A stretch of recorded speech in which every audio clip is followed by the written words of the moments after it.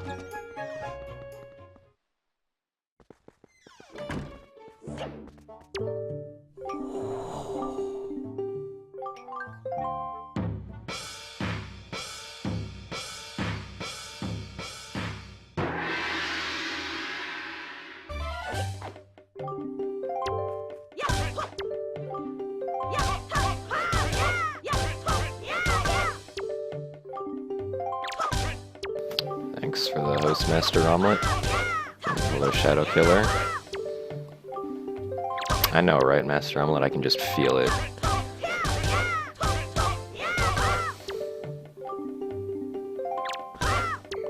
Anyway, this is Orca, and when he does his parry attacks, we can sort of get a quick one in if we activate the first parry within the first 2 frames. So the second one appears early. It saves like 3 seconds.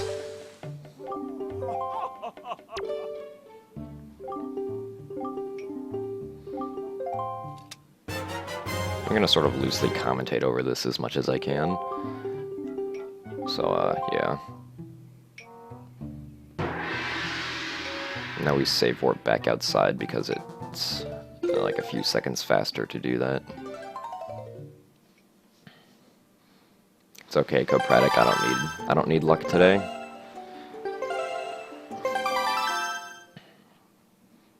There's gonna be no RNG today. I'm gonna make my RNG.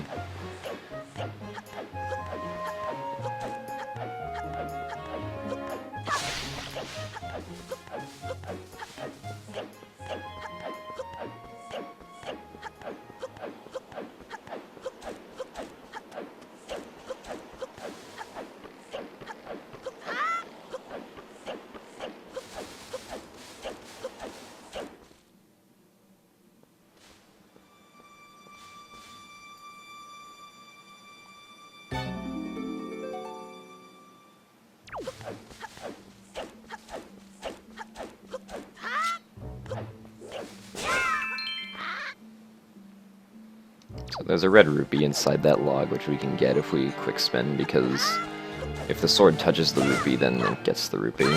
And unfortunately, I got bad RNG in the grass right there. Optimally, you want like as many rupees as possible, because we need 10. Or it's optimal to get 10 before we get to Windfall. Also, this fight is really bad. If you knock those guys down, then it gets kind of messy.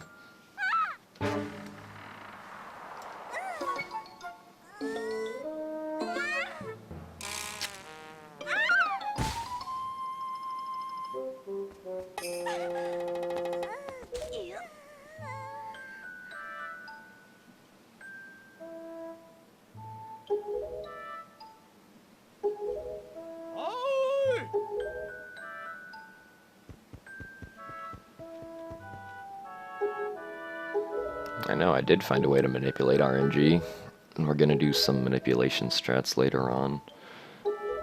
No, I'm just joking. There will not be any RNG, though, I can assure you of that.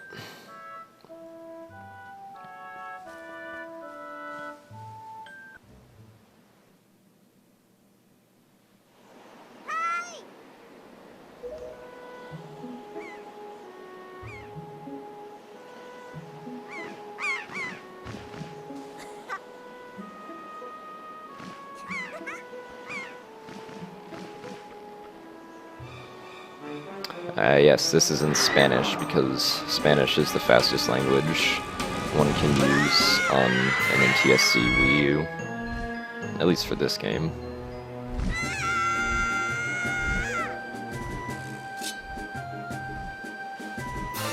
No, French is like really slow for this game. And Portuguese is even slower. It's kind of funny.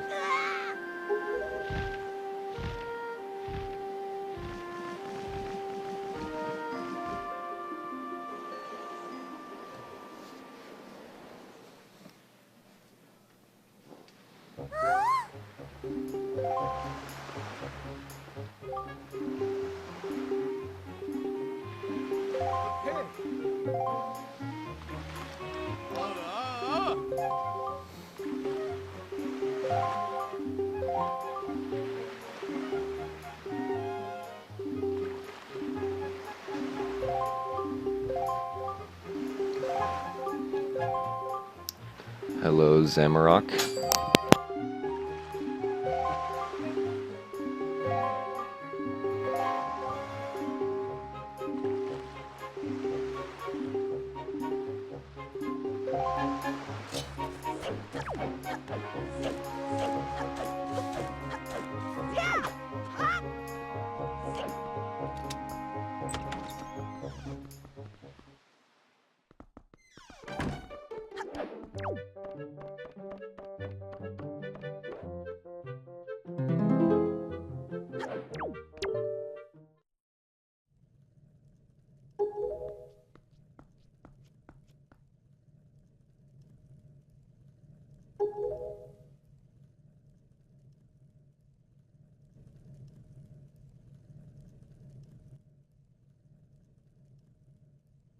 And so this is the hero shield. It's completely useless in the context of a speedrun. It doesn't save any time or have any benefits anywhere. I wish we could skip it, but the game like kind of forces you to get it.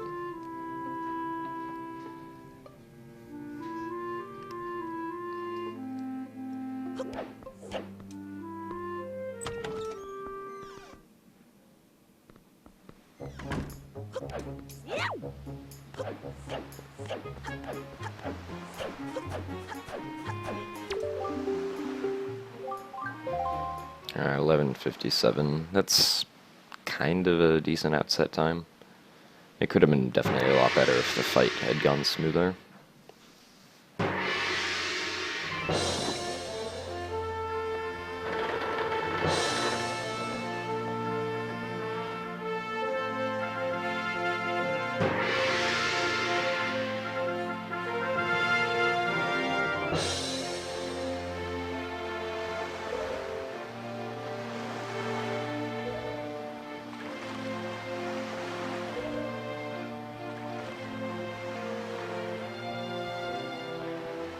Hello, Deferos.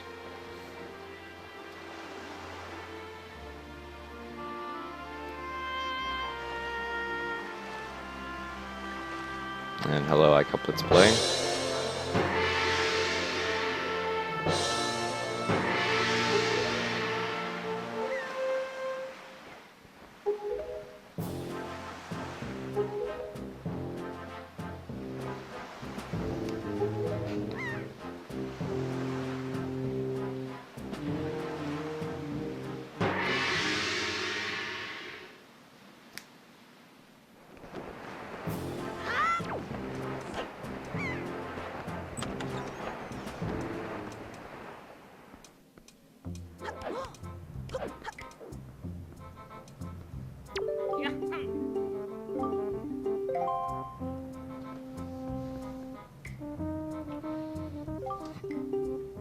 Hello, Rydolith.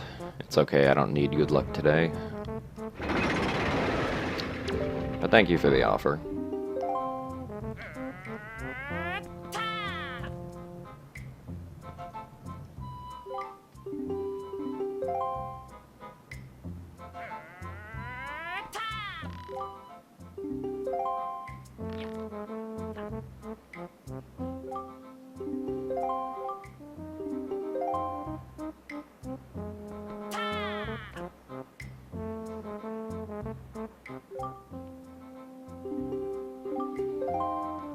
Alright, so these ropes are kind of stupid sometimes.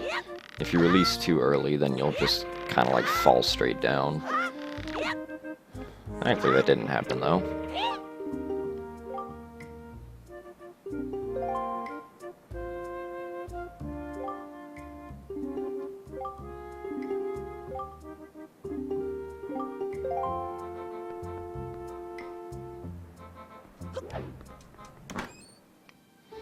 Now we get the spoils bag, which is another kind of useless item that we don't really need.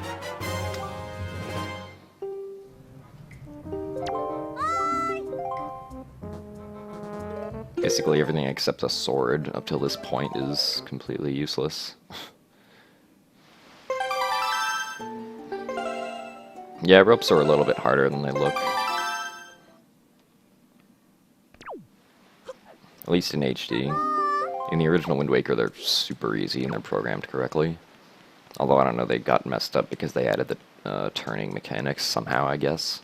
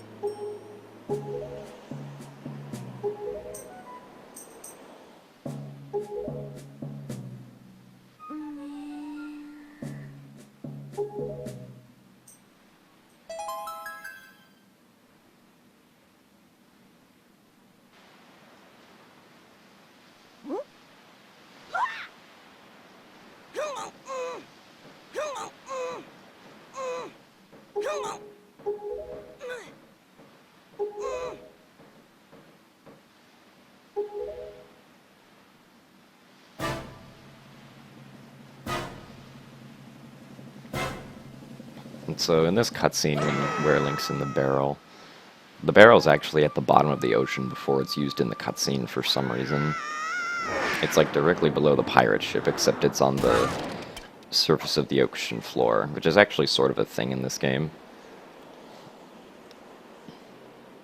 If you fall down far enough in the ocean, you can hit like just a plane of collision. Although we don't see it anywhere in any percent. Well, sometimes you get it in any percent in regular Wind Waker if you don't load Forsaken Fortress fast enough. And so we have to step into this trigger here. Even though this, it is possible to get around this trigger, but if we don't trigger the Gossip Stone right here, then we can't complete the game later on. We won't be able to get bombs. And this is a pretty cool light cycle. It's really fast, and it only works because of the speed of the text.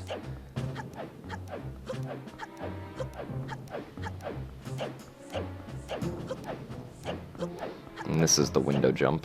You just kind of jump into this hallway without having to go through the doors like usual.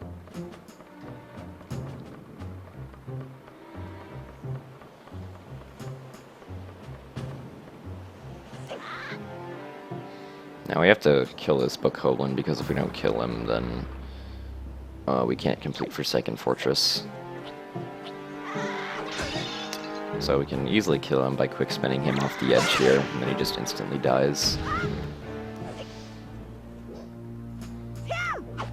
I guess you could consider this the first run of the day, Blah Man.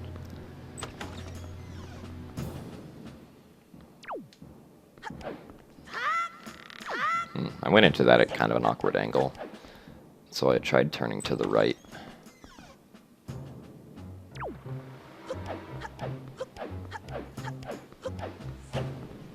And then, if you sidle onto this door right here, you actually end up touching the loading zone behind the door.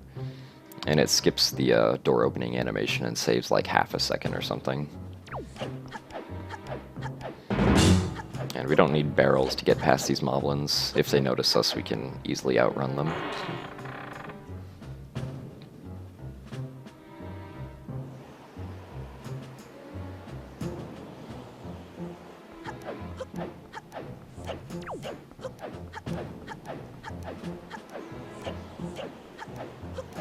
And this guy decided to start walking really early, so I had to kind of set up my rolls in a way so that I wouldn't stay in his field of vision for too long.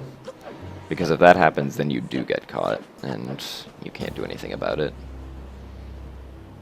And on these ledges, we do this weird thing called quick sidling, which saves like maybe a second or two over the whole sidle ledge. Basically, we're just like tapping the control stick in the direction we want to sidle, and it saves time over just regular sidling.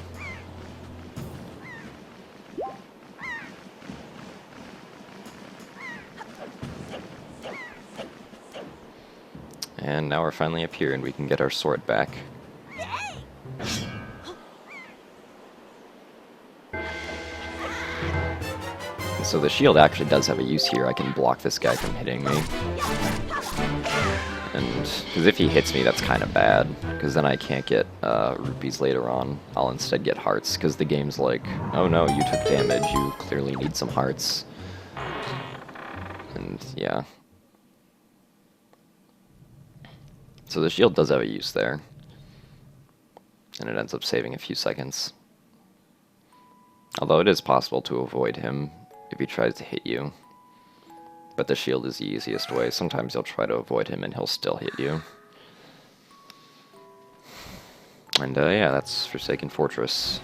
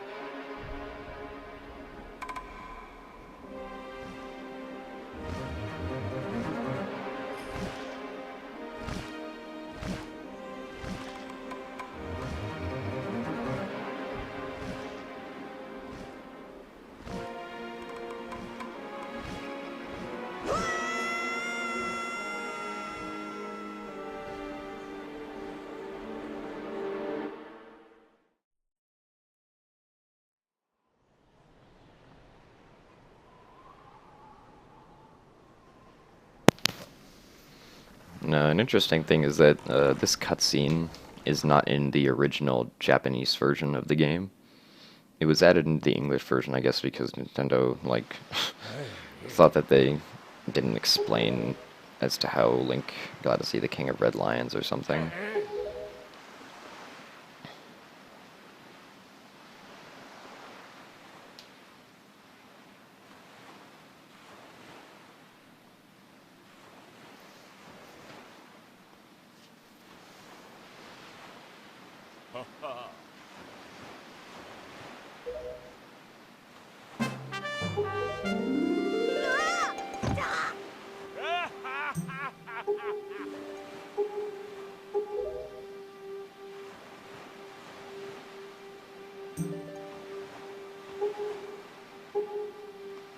No, sorry, this is not Twitch Plays Pokemon. If you're looking for that, you can go to the Twitch Plays Pokemon channel.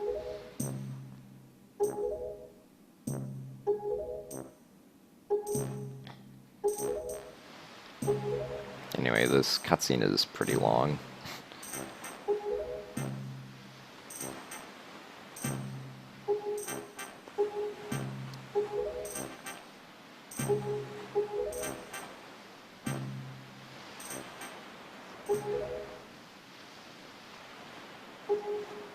Wind Waker is actually a really cutscene-heavy speed game. I think it was, like a little more than 1/3 of the whole run is just cutscenes. It's kind of insane. If we had cutscene skips, we could have easily had sub 3 in this game.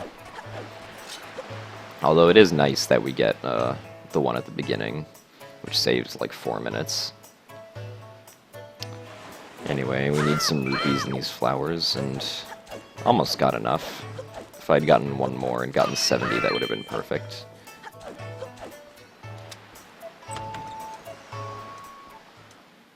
Well, it's not necessarily that Wind Waker's the most cinematic, but it's just that you can't skip cutscenes. Like in Twilight Princess and Skyward Sword, you can skip a lot of cutscenes, and that saves a lot of time.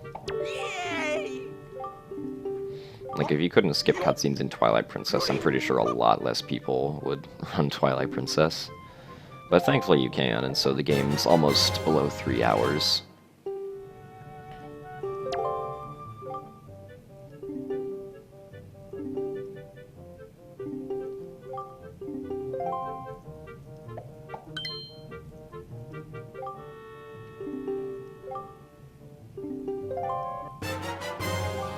So now we're just getting more useless items. The Tingle Bottle's completely useless, and obviously Tingle's map is completely useless. But the game kind of forces you to get them. And then here I have to adjust my Tingle Bottle settings, which the game forces you to do, and I accidentally bunked. That was bad.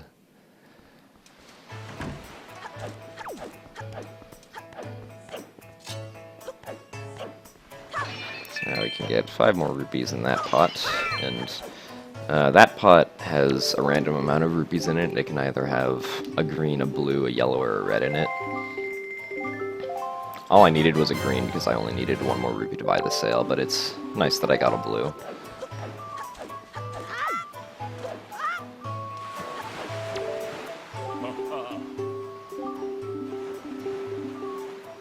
Yeah, I like having cutscenes to tell the story. I don't think a game should be, like, all gameplay. Because, I mean, if it's all gameplay, there's basically no story, and then you have a game like Minecraft. Kind of.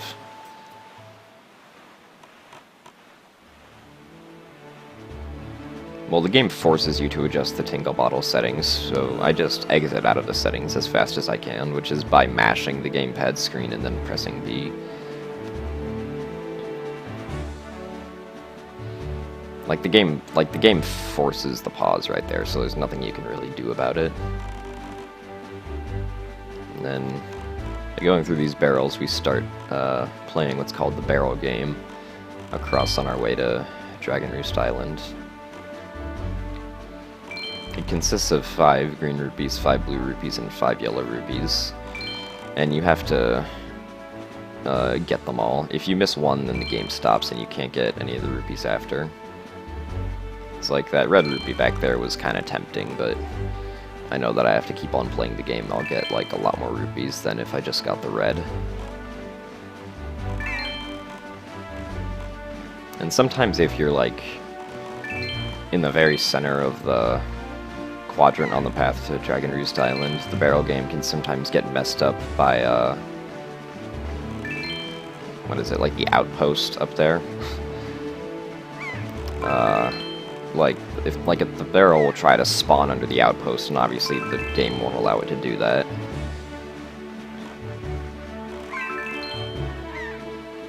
This is going to be a commentated run where I attempt to explain everything blah man.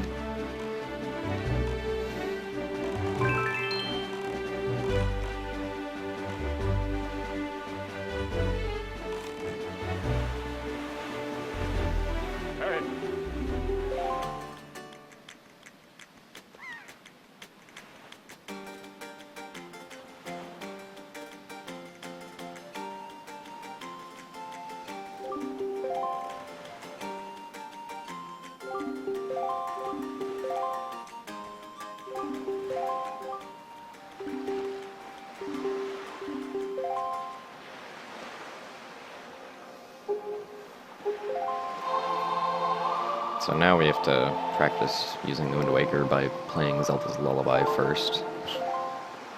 That's what that first tune is. I don't know what this is. This is just like the Ballad of Gales backwards.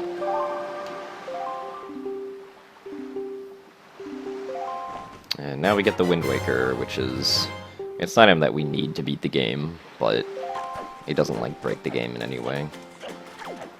In the original game, it's completely broken because of a glitch called storage, but in this game, storage was patched, and so we can't use it.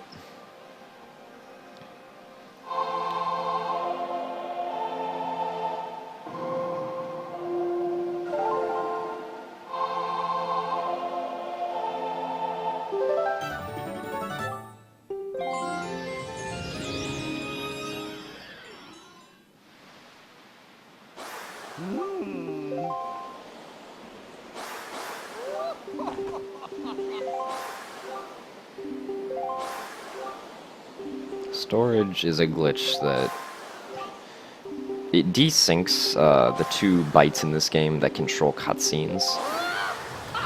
Like, one of the bytes is Link is in a cutscene, in English words, and another one is there is a cutscene going on.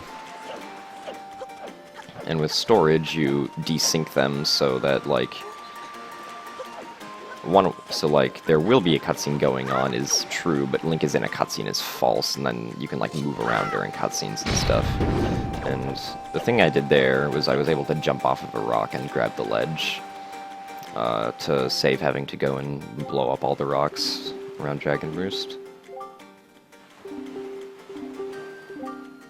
Rolling isn't necessarily faster in this game compared to the original, it's just that it's easier to get maximum speed because they removed dry rolls, and so you can get started faster.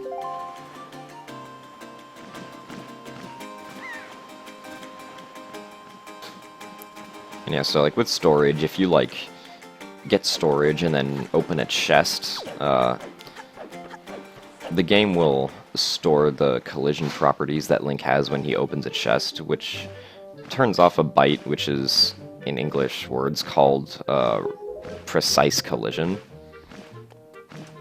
And so it turns off precise collision, and you can just, like, clip through weird geometry in places.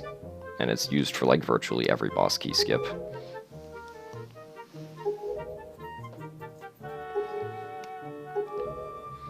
So yeah, that's a brief introduction on storage. You can also store doors, or not store doors, but you can cancel a door opening animation and walk through walls, which would be useful if there was a door in Hyrule, but there are no doors in Hyrule, so you can't walk through the barrier, unfortunately.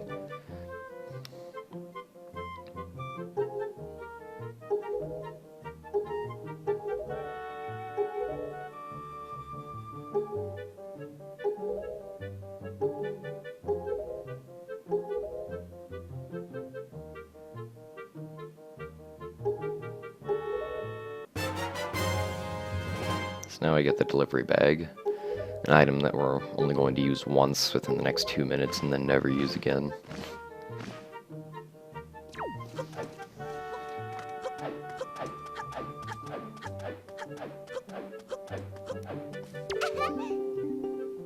Yep, this game is still faster because Nintendo decided to speed up all the casual gameplay, like text animations and like being able to skip the intro and stuff. So now we got Komali's letter. We just have to go give it to Komali because that causes Medley to spawn outside in the little pond area before Dragon Roost Cavern.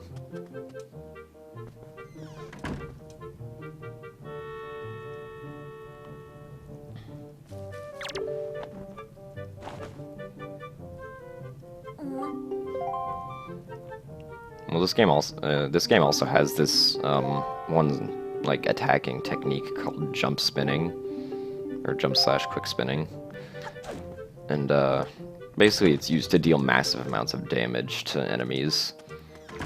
Like one hit of a jump spin and you do 6 damage to something.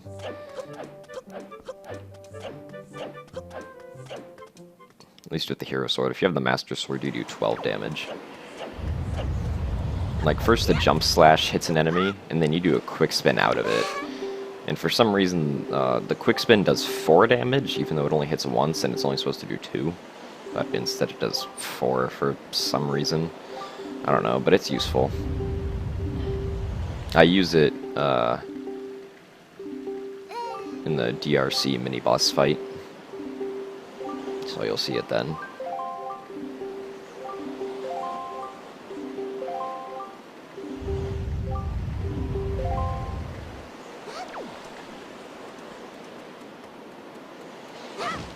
How long is the average 100% run? Well, the record right now for 100% is 7 hours and 8 minutes, I think, is what it is. A good run can probably be sub 7.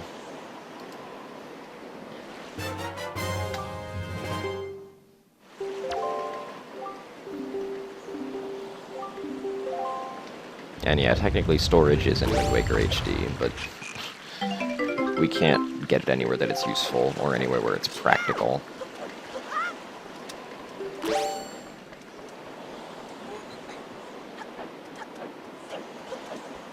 Yeah, it can just be obtained in a few boss fights because of how the death cutscenes work for those bosses. And so now we get the bottle, and we have to blow up that rock to be able to get into Dragon Roost Cavern.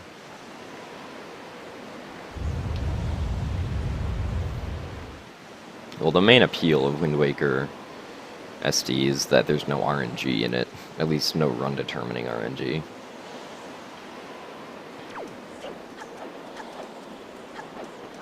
And so, the bottle is actually a useful item, and we're going to use it again later, once.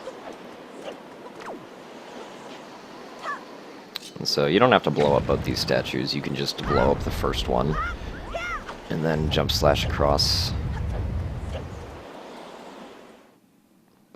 So here we are in Dragon Roost Cavern. Dragon Roost Cavern is actually one of the toughest dungeons to do really well because there are so many little, like, optimizations everywhere for it. It's easy to mess them up.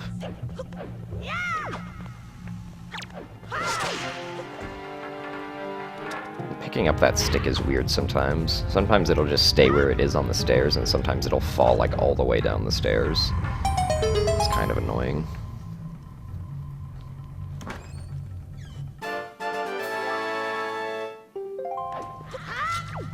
So now we get our small key. And we can progress through. And then we can roll into that cutscene to save a little bit of time.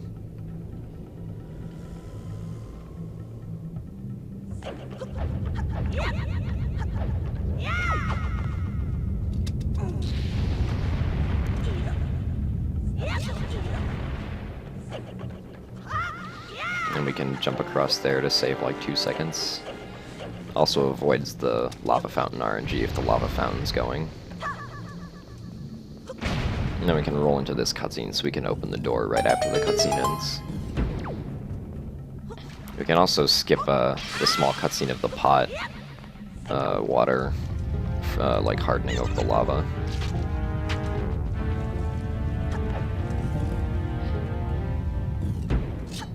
Yeah, Cyclos is a part of the run. And so we need this guy's sword so we can break these tougher wooden barriers that our sword can't break to get another key.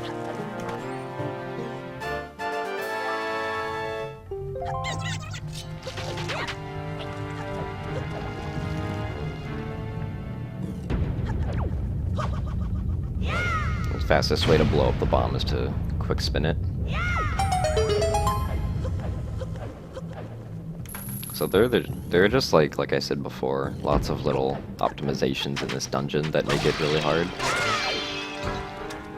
So we need this guy's stick so we can burn this wooden barrier. Accidentally bonked there.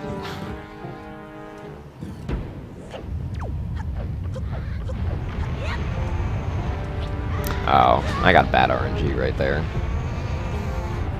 What you want to do is you want the Koblin to just stay back where he is and not hit you.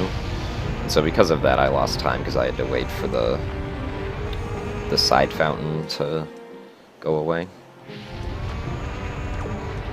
And so we don't have to sidle across this gap, we can just kind of jump over it.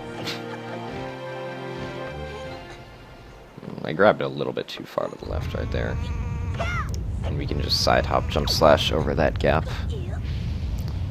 Be able to get across it.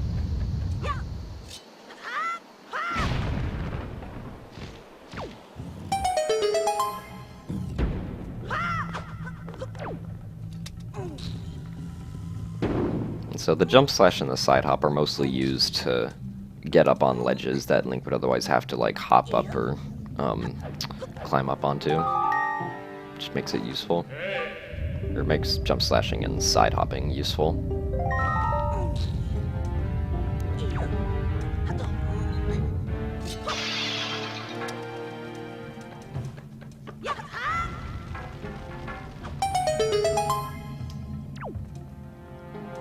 So hopefully I don't get trolled by rats here.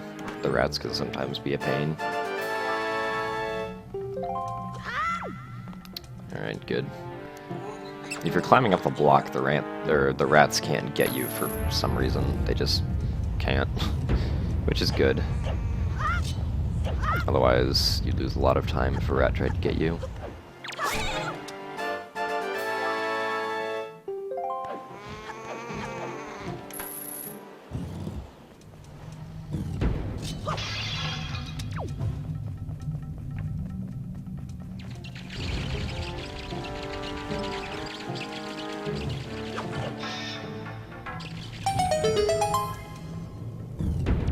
So now we're gonna blow up this warp pot because we're gonna come back to this bridge later.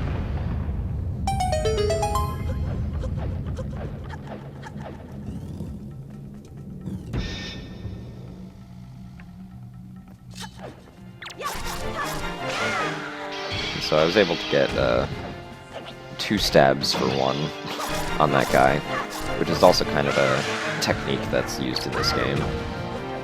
And unfortunately I didn't get on the table. I was supposed to jump slash onto the table and then jump onto the ladder to grab higher up. Also, yeah, it would be useful if Link just took the key out of the lock once he unlocked a door, but I guess all the keys are different somehow.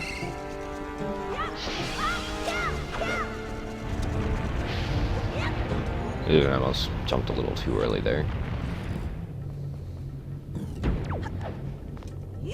And we're also going to blow up this warp pot, so we can use it to get back to the boss door later after we get the boss key. And like the other rock cutscenes, we can roll into that one to save time.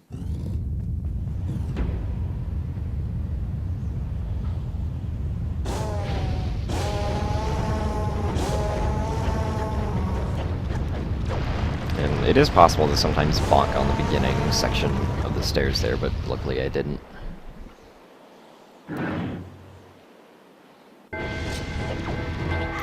This fight's really hard to optimize. I tried doing a jump slash quick spin here, but the jump slash missed the Koblin, so it didn't really work. And I also missed that hard there, wow. Alright, so this guy, usually he takes 8 hits and then a quick spin to kill because he has 10 health. But we can just do 4 hits and then do a jump slash quick spin. Because jump slash quick spins do 6 damage.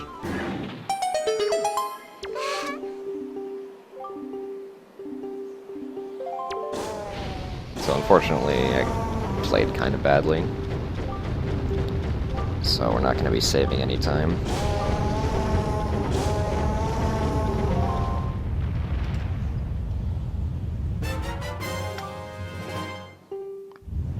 I'm still ahead of my PB though, so that's good.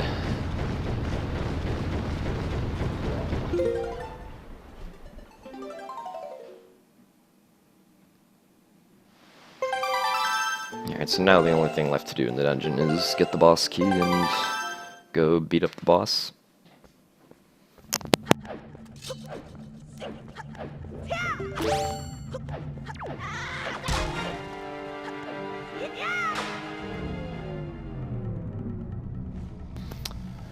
Okay, so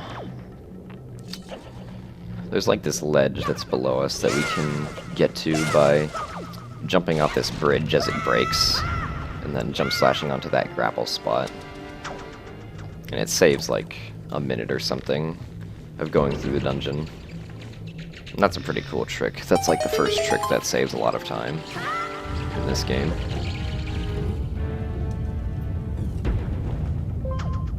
And wow, I missed. I'm bad.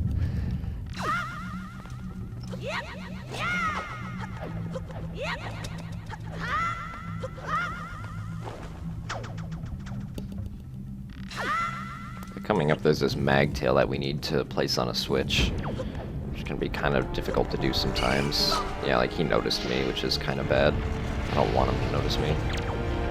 I want to get behind him and then have him notice me.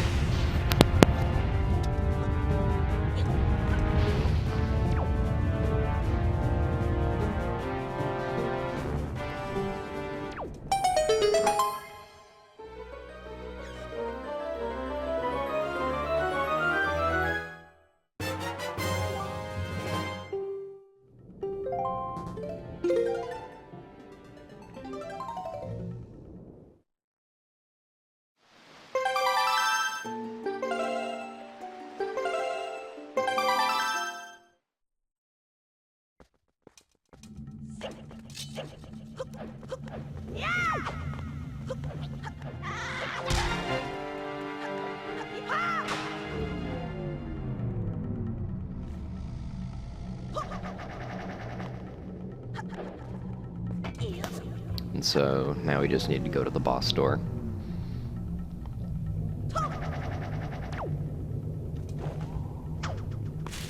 And I missed again. So if you try to roll up these stairs, like just straight, then Link will bonk. But if you roll up them at an angle, he won't bonk, which is useful. And now it's time for the Goma boss fight. Have I been interviewed by Kotaku? No. Unfortunately not.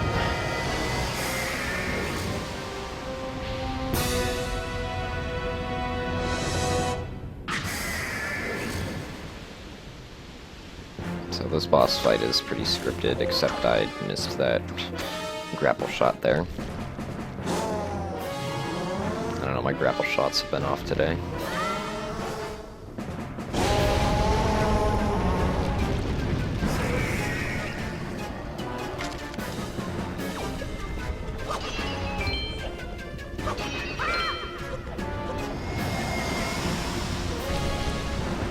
And the shield has a use here because it can block falling rocks if they're coming your way.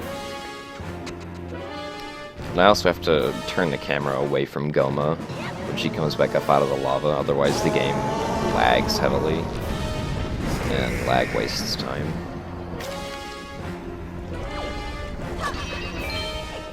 No, it wasn't Kotaku that wrote the article, it was like Yahoo or something? I think? I don't remember. And I missed another grapple shot. Anyway, we always want the third time we swing over to land in front of Goma. Because now her armor breaks off and we can start hitting her in her obvious weak spot, which is her eye.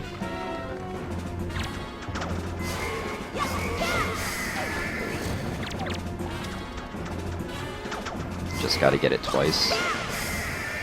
How does it feel to hold the world record for this game? The same that it's felt the past 2 years.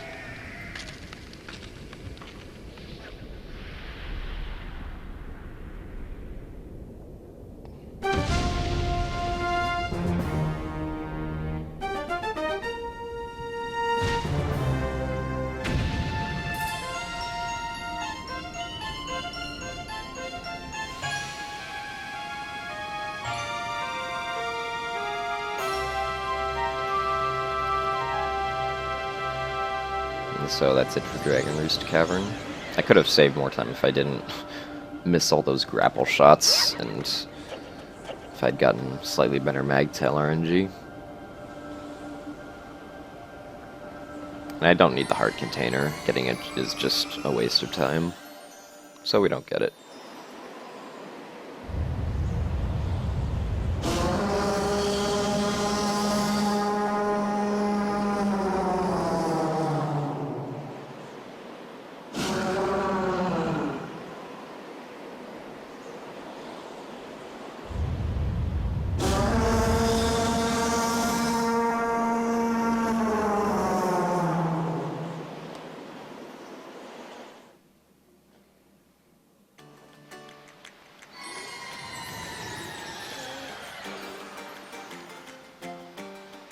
Thanks, Link Pikachu.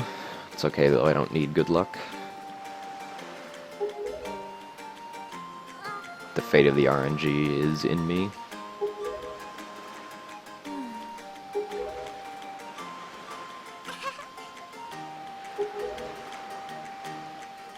And so now we get Din's Pearl, which is the first Pearl of 3 that we're gonna get this run.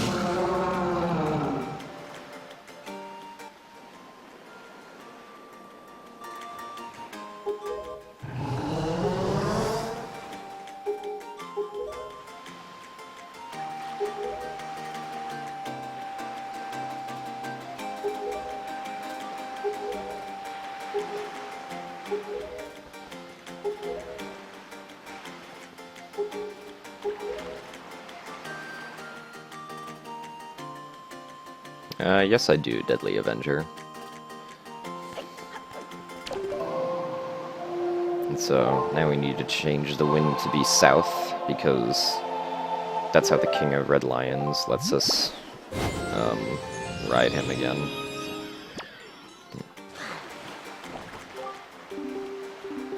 Although we don't need to go south, we need to go west.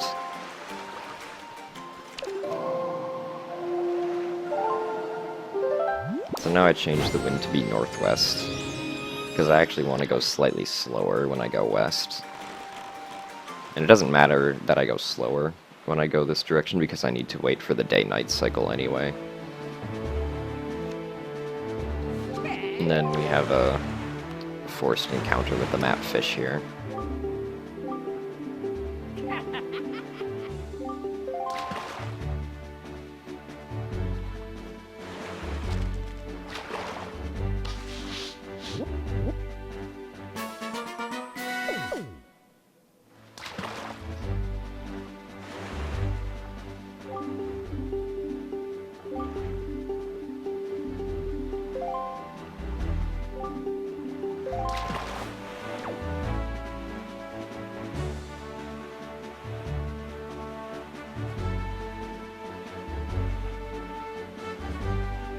The character name is fully displayed in one frame, so it doesn't matter how long the character name is.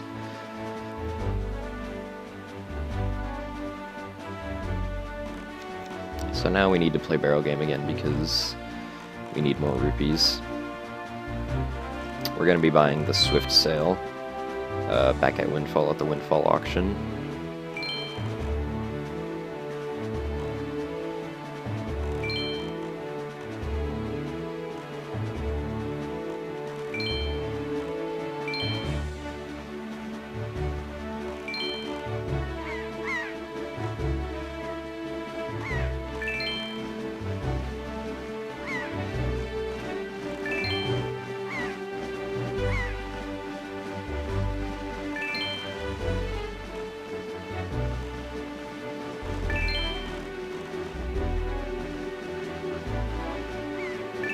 And going slow is actually good, because then barrel game sort of gets fixed, I like to say. Because if I just set the wind straight west, then I can't complete the full barrel game.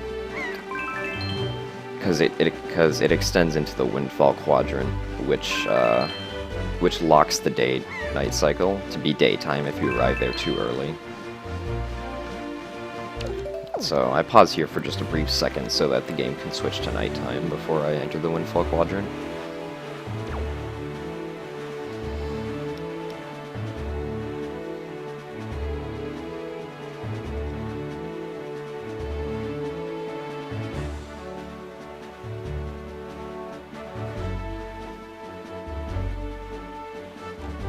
And so having 172 rupees is good.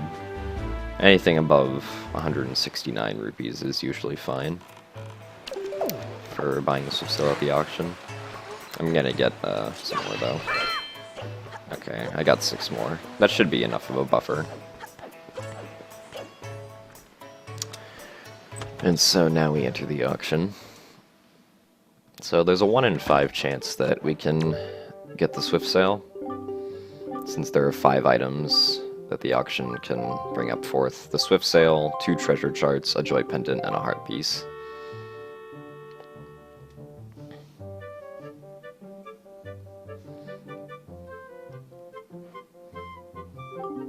So we're just gonna get the Swift Sale right now. No biggie.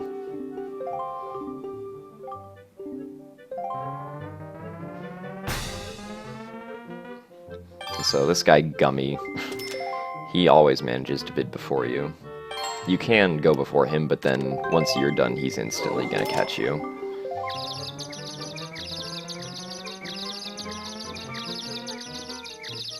So you might as well just let him bid before you.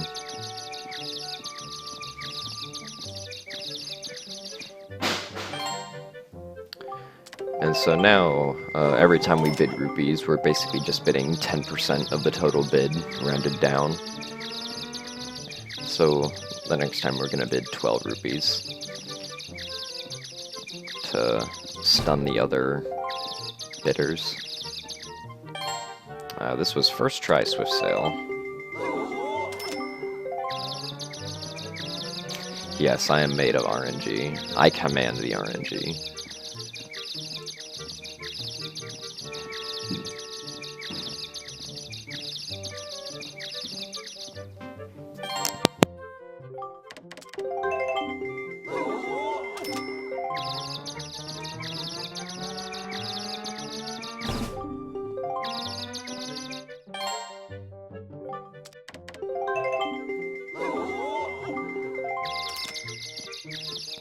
And so now, since there are less than 10 seconds left, I just did the fastest possible bid that was over 10% and just bid 170 rupees.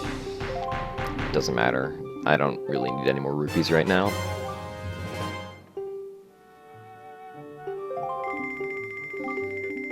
Oh, I forgot to split for that. Oh well.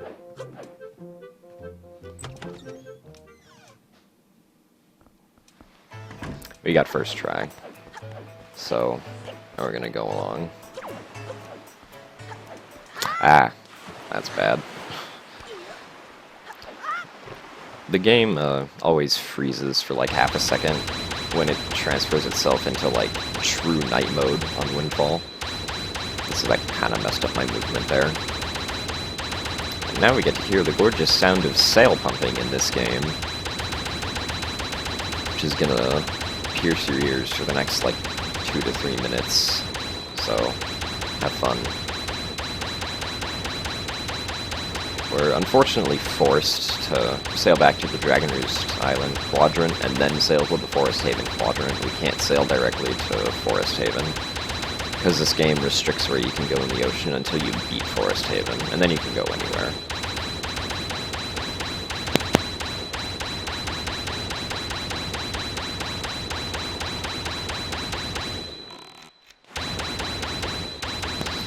And so it's really nice on the map screen. I can see where I am in relation to the edge of the quadrant, and that allows me to line up and turn as quickly as possible. And then from there, I angle myself towards where I think Forest Haven is. I can't see like a straight line of where I'm aiming, I only see an arrow. And the arrow behind the King of Red Lions is the wind direction. That's not the direction that we're going. Although the Swift Sail does change the wind with it, which is useful, because then we don't really have to play the wind's Requiem at all.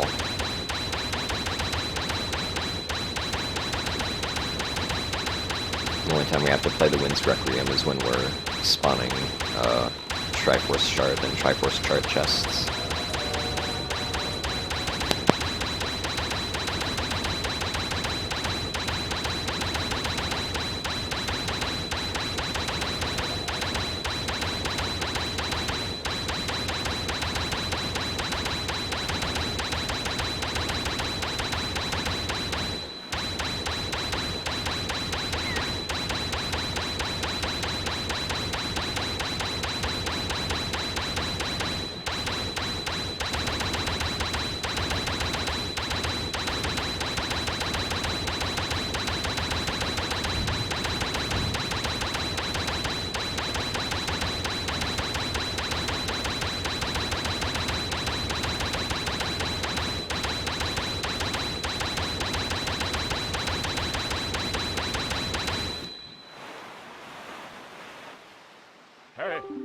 And so, now we've arrived at the Forest Haven quadrant.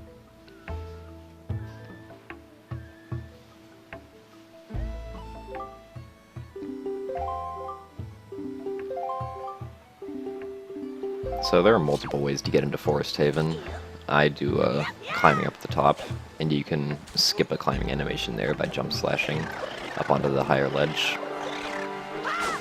It is possible to clip below the islands and get above it that way, but that's actually kind of hard to do, and is if you miss it a few times, it's slower.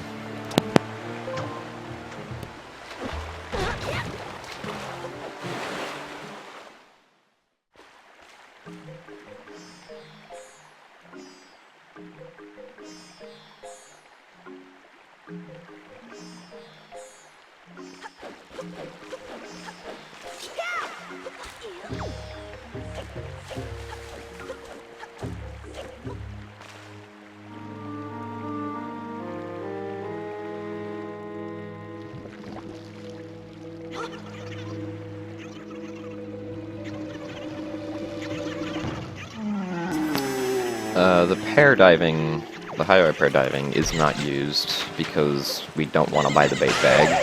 That wastes too much time.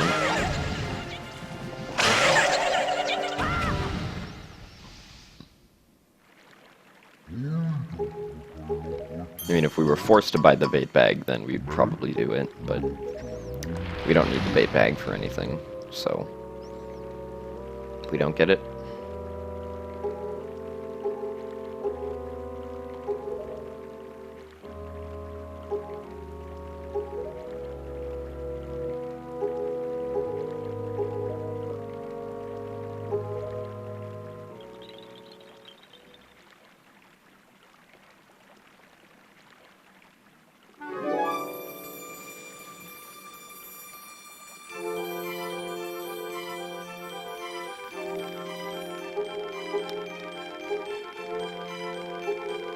Thanks, P-dubs.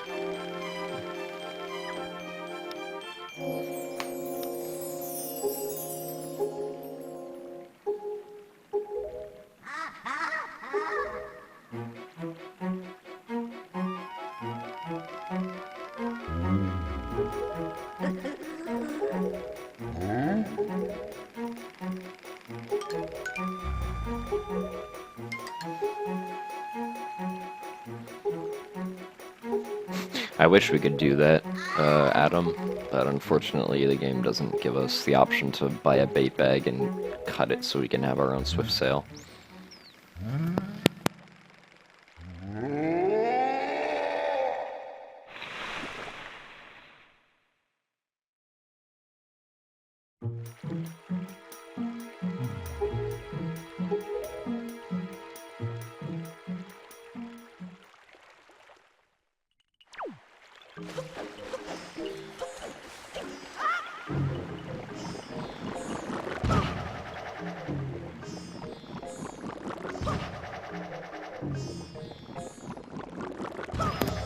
And so now we just need to climb up this path of baba buds to get to the leaf.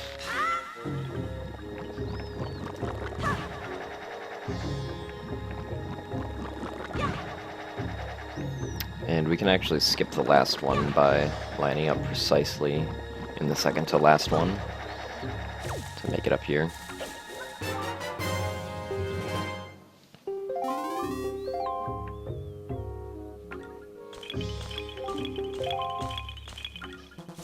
It doesn't matter if we fall off because we're going to save warp anyway.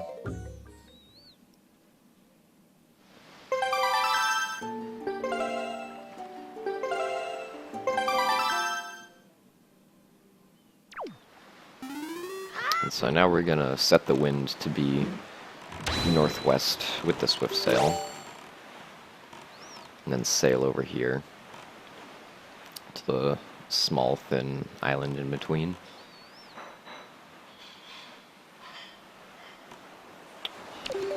And so now we can just jump out of our boat and then use the leaf to get into the whirlwind. And peacefully float over to the Forbidden Woods.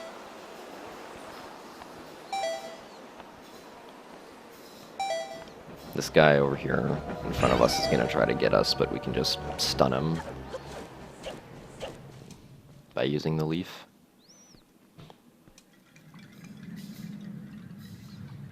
There's a similar technique called leaf pumping, which looks like what I did back there, but that's not leaf pumping.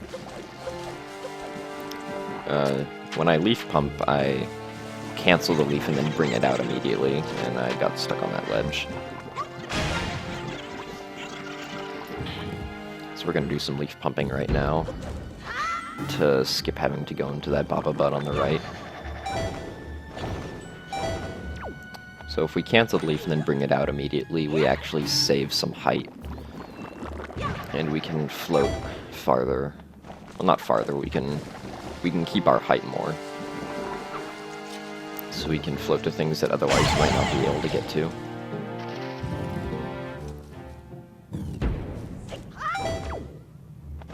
And we don't have to blow the windmill to make this, I don't know, like a sky rail or something, to make it come across, because we can just leave to it and then cancel the leaf to grab the edge.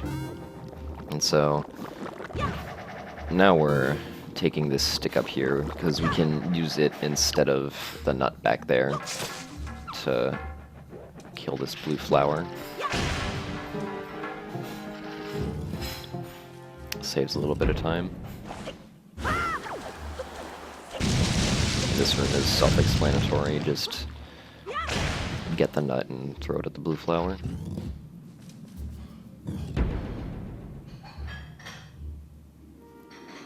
So now there's a cycle we have to make in this room, but it's not that hard to make. You can actually waste a lot of time and still get it. I don't know why I used the telescope there. Those are the RNG manipulation strats, guys. We're gonna get outset.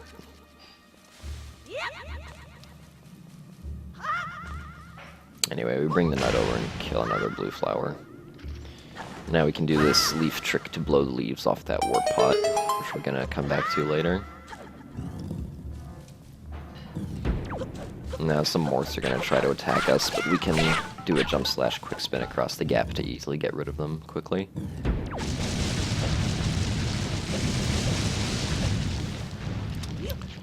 So now, normally after you blow up the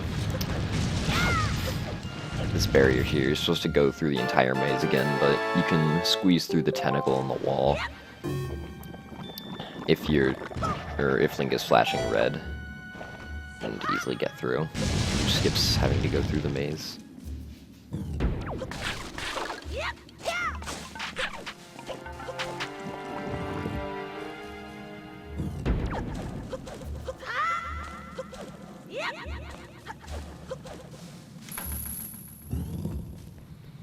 And so, like the other rail, we can just leave to this one also. Oof, okay.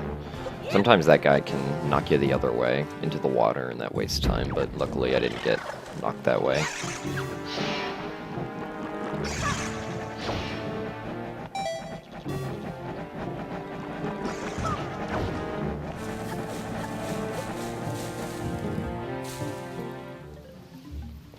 So now all that's left is fighting the mini-boss to get the boomerang. I feel like this cutscene here gets longer every time I watch it for some reason. I don't know why. Anyway, the basic strat for this guy is to leave him when he's at his lowest point in his oscillations. And that was a nice kill right there. I did a quick spin and then a jump slash quick spin. And I did a side hop there. Wow, I bonked on that. Okay.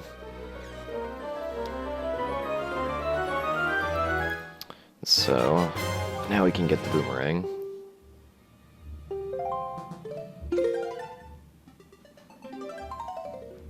Yes, I have parents.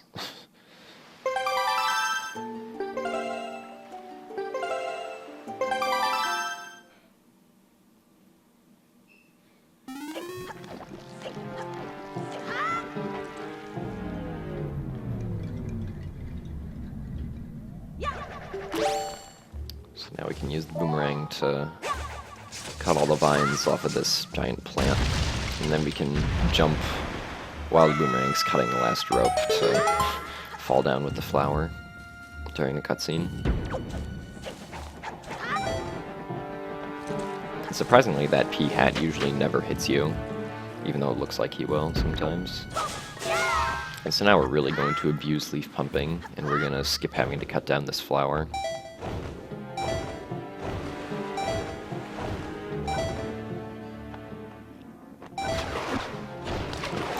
Avoid those guys.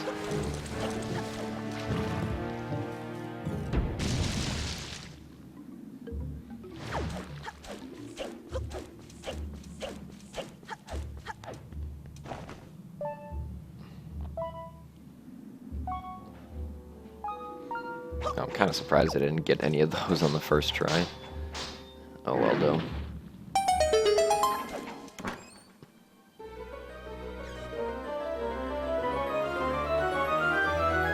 So now we've gotten the boss key. Fortunately, there aren't very many boss key skips in this game. There are 2 that we could do, but we don't do because they're too random to try and do, and it's not worth it to try and do them.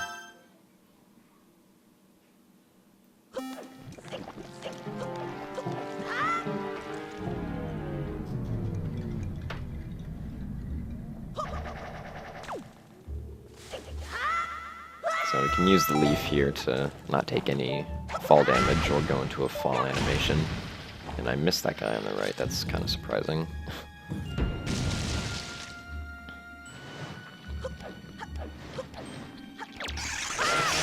Kill both of these guys with a quick spin.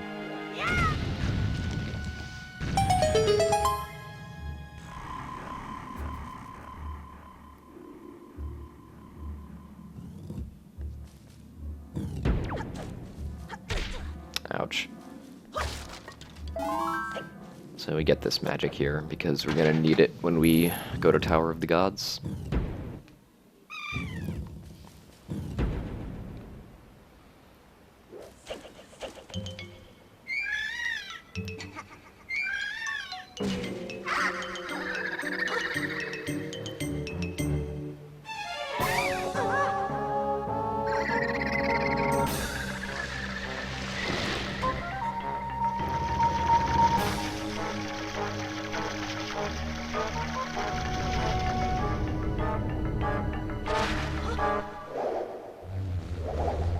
Alright, so this is Kalademos. And if you're really good, you can knock off all of his tentacles in one boomerang throw, if you target the right ones with the boomerang. But 2 throws is usually what happens.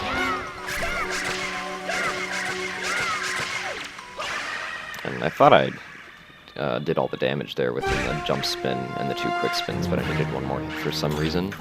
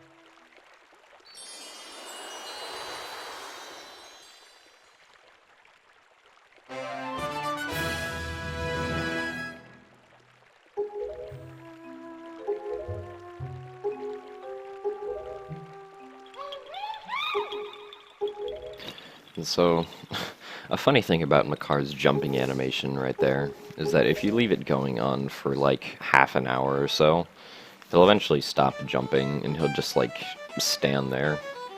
Because the game probably tells him to like jump a few thousand times or something, and after that there's nothing else for him to do.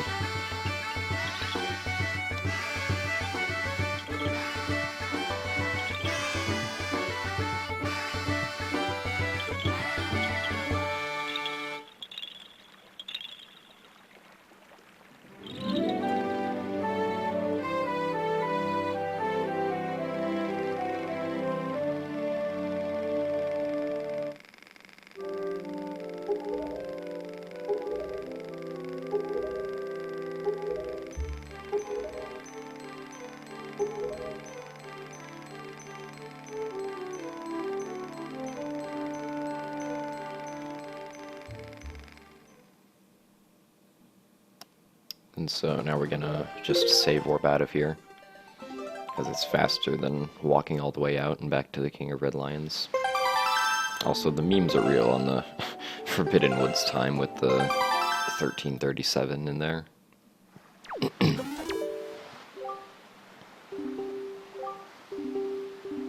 So now we're essentially going to be sail pumping for the next like 15 minutes. So, prepare your ears.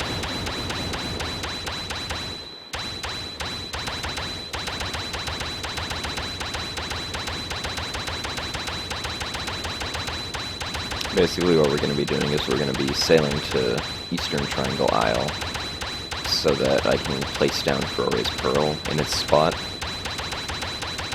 And then we're going to be sailing all the way west to Great Fish, where we activate Endless Night. And then we're going to be going up to Windfall to get bombs. And then after that we're going to be going to Outset, where we get Nehru's Pearl, and then we're going to sail to Southern Triangle Isle to place Nehru's Pearl. And then we're going to be done with the sail pumping. And so we kind of jump into the islands right here, because it saves our speed. Oops. Link, what are you doing? Okay.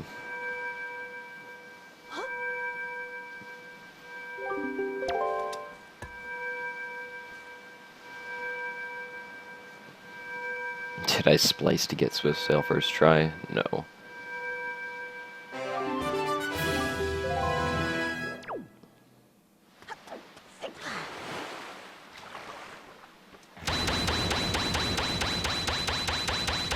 Tornado. Okay. Yeah, that makes sense. Because I wasted time, like, bonking on the island, so that small cyclone is now farther into its cycle.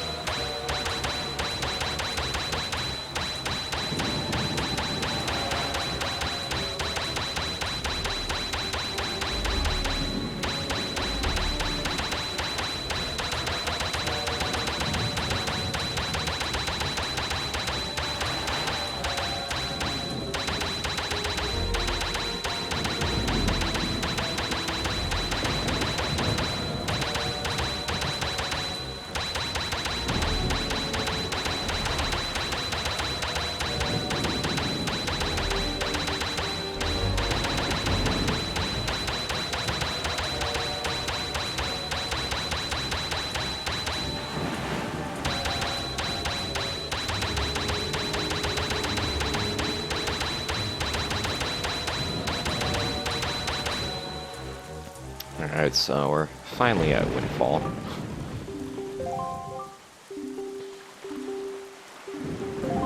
And now we get to do the first actual glitch that's in the run, which is the pirate password skip. It uses a technique which is known as a roll clip to get into this wall right here. Hopefully I don't fail it too much. When that happens, that means that my control stick angle is slightly too far down. This is taking a lot longer than I would like it to. Come on. We can do this.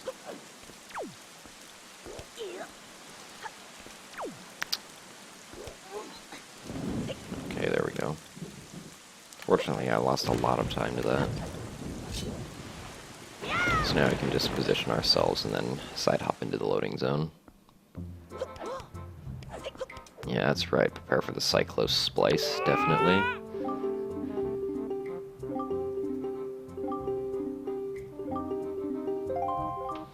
And this is rope game number 2, and it's really easy because we can turn when we're swinging on ropes.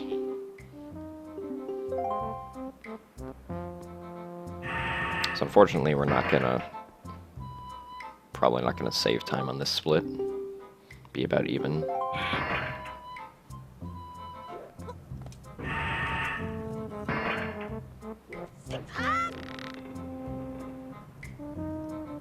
Yeah, we just swing from rope to rope. Nothing really difficult about it.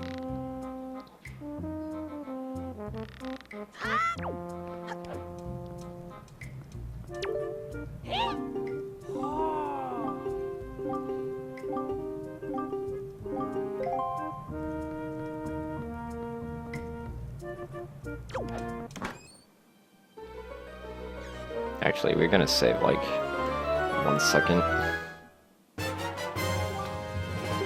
Or like 1/5 of a second, I guess.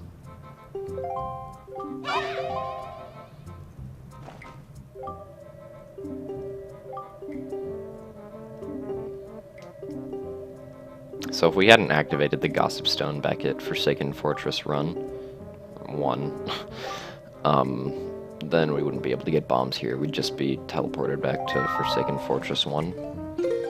And now we save warp to get out of the pirate ship.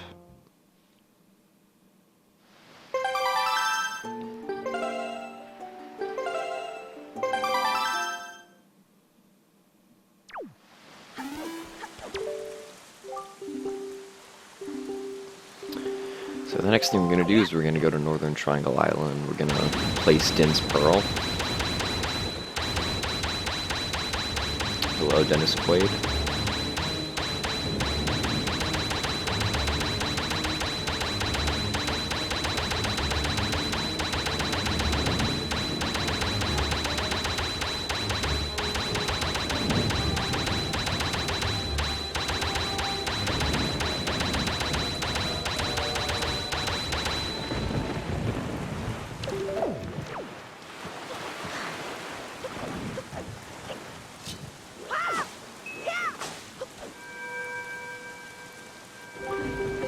Swift Sail third try is slower than Southern Fairy Isle Cyclos.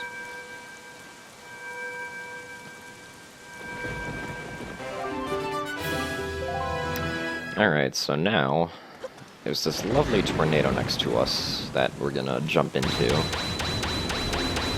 And there are 8 random locations around the ocean that he can place us at, which are the 9 Ballad of Gales locations, minus Mother and Child Isles. And if we use the telescope going into this cutscene, the cutscene is like weird and zoomed in for some reason. And we're hoping to get outset. Okay, so we got Great Fish. That's still okay, actually, if we get Great Fish. It's faster than sailing to outset by like 20 seconds.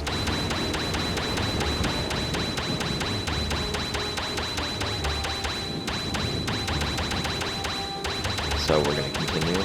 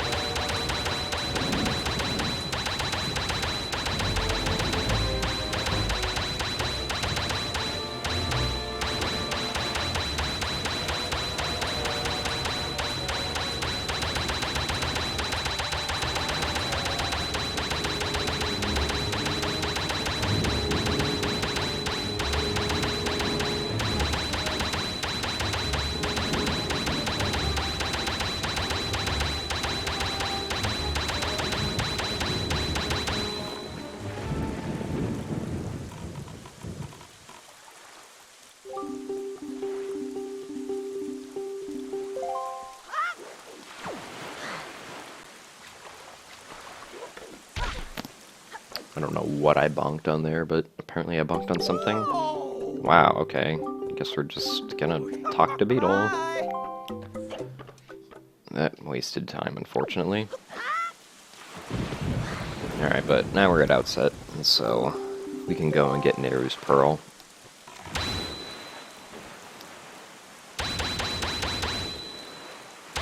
We're gonna lose like a minute and 20 seconds, though. But it's okay, we'll still be like a minute ahead. So now we just need to shoot down this wall. It is possible to get inside of Jaboon's cavern without shooting down the wall, but the cutscene only activates if you shoot down the wall. Like, if you just enter inside, then it doesn't really work.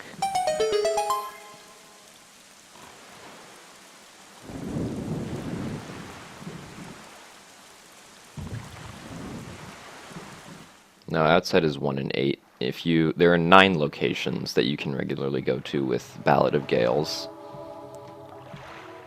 And then if you take out Mother and Child Isles, it becomes 8 locations. There's Mother and Child Isles, Windfall, Dragon Roost, Tingle Isle, Great Fish, Tower of the Gods, Southern Ferry, Outset, and Forest Haven. That's 9.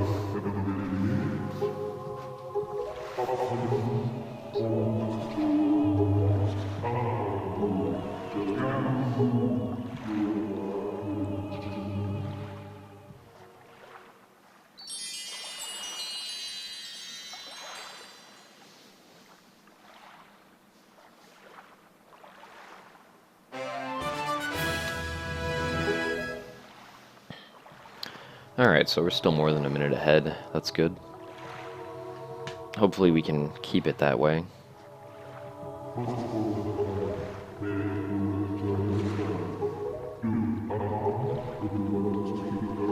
Aside from the RNG, I would prefer HD over SD, but each has its own strengths and weaknesses.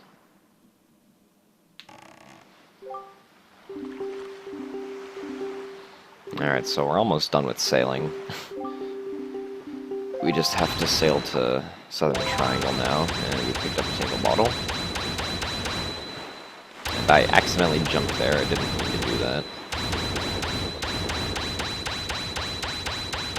I have to make sure I go to the right of Shark Isle out in the distance, because Cyclos is on the left side, and we don't need Cyclos anymore.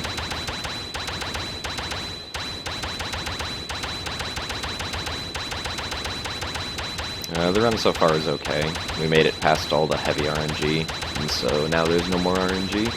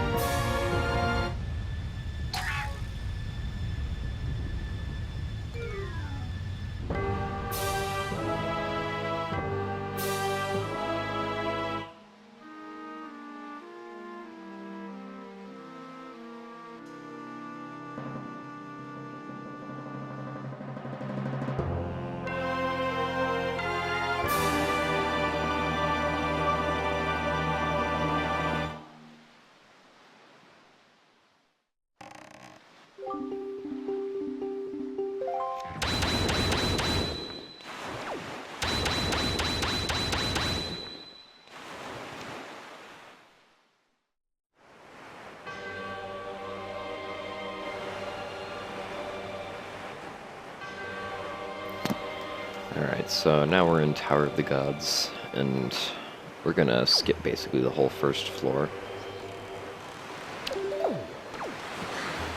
And grab this pillar to get up here quickly.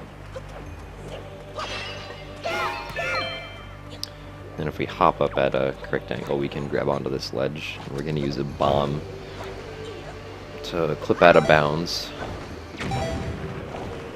The bomb pushed us out of bounds. And so now we can just float to this door and get over here.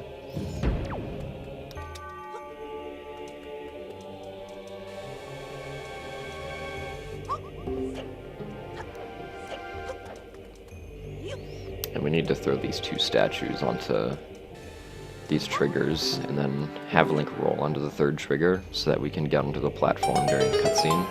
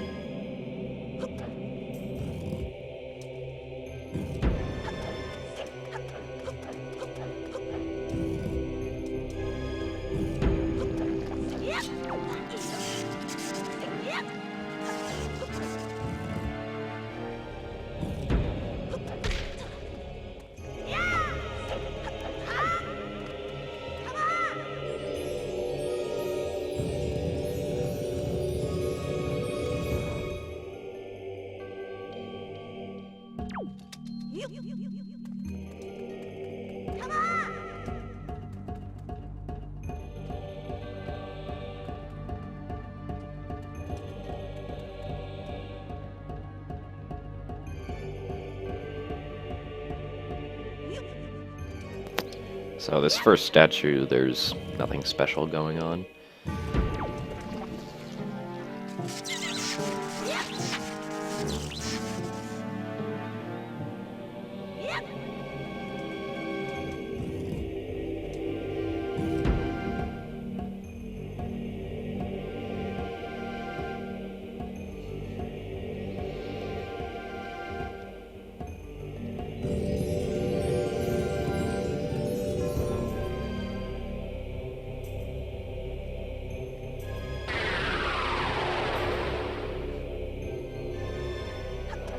So now we're gonna go learn the command melody. Command melody is actually useless in this dungeon, we don't need it. We only need to learn it so that the door to our left opens. The door to Link's left. We use it in Earth Temple and Wind Temple though.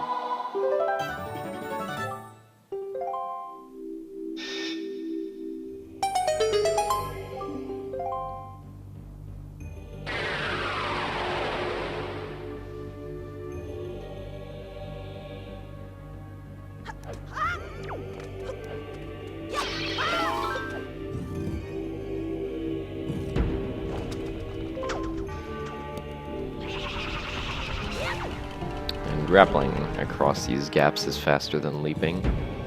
Or leafing, not leaping. I wish Link could leap that far.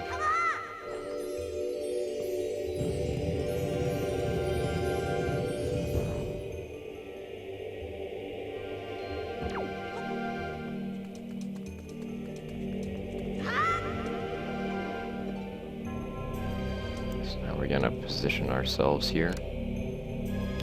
Angle up for the Cosmo Hop, which skips having to play the command melody, and that switch is really stubborn. No matter how you throw the statue, you're always going to miss.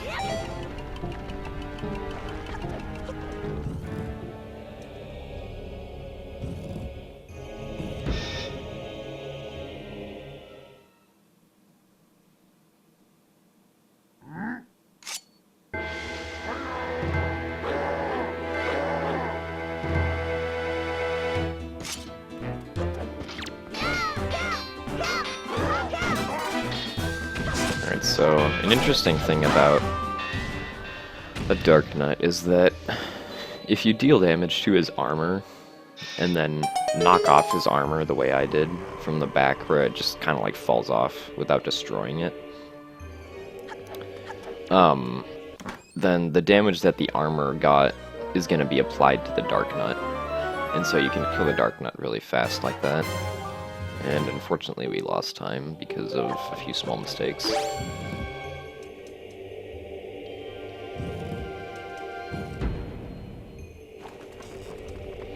So here I'm gonna shoot the eye and then use the leaf to get the bubbles out of the way so they don't troll us.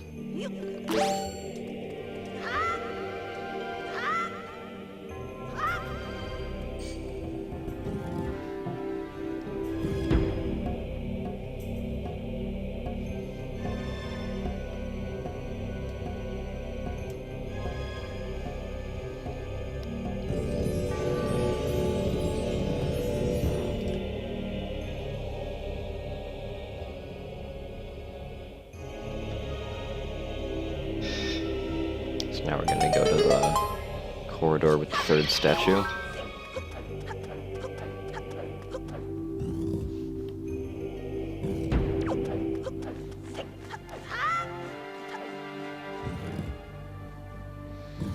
And normally the developers want you to ride all these platforms to get up to this chest, but we can just leaf over to this one to easily get to the chest. It's like they forgot that the leaf was an item when they designed this dungeon.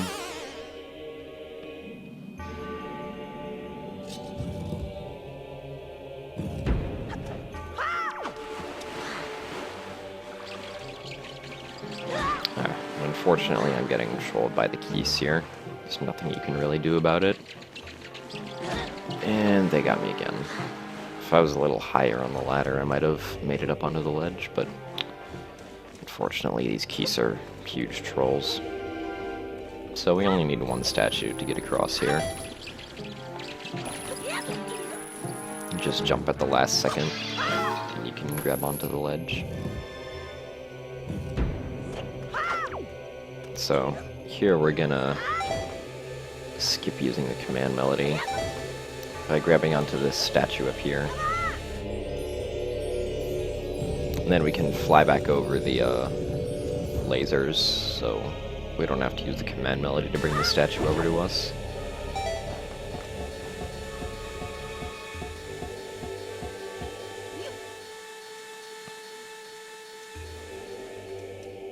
So now we need to kill a Wizrobe that spawns in this room. I'm gonna try to jump slash quick spin it, but I kind of failed. Alright, there we go.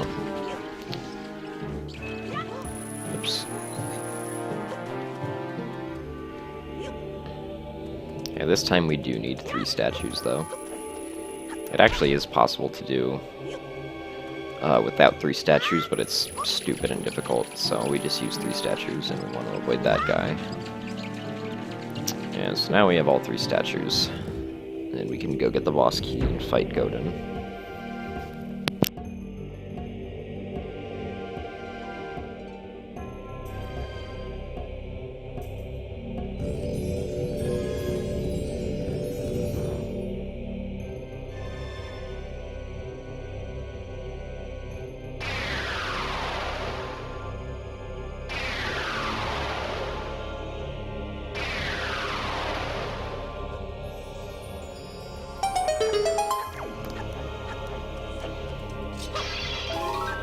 I don't know why the extra damage with the jump spin or the double sword stabs work. I don't know.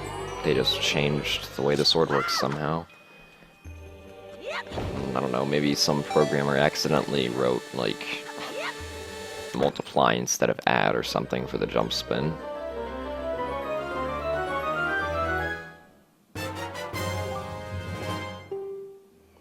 Hello, Zizar. So now we don't have to use the bow and arrow on these guys. We just let them go behind us and kill them. Make sure we shield against them, even though I still got hit. But it's okay.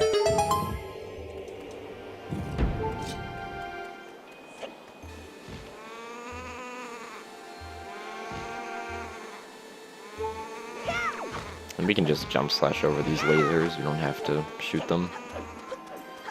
This one's hard to get over, though, so... yeah. can also just get damaged and then walk through them. So now this is Godin. He can be a bad troll sometimes.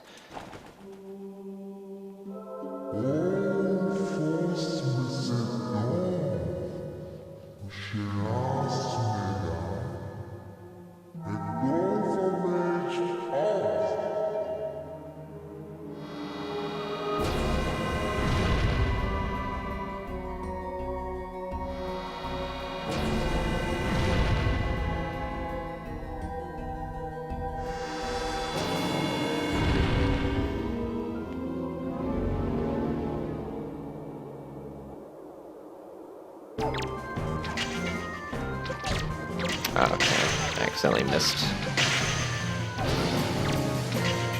So sometimes the hands will just magically respawn after you kill them for some reason.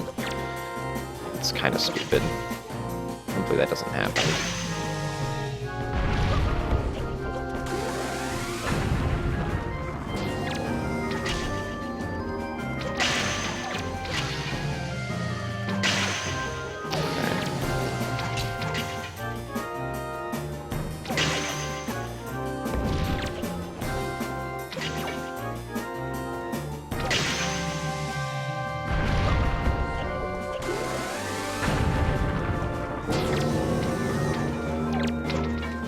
Wow. That hand was moving a lot.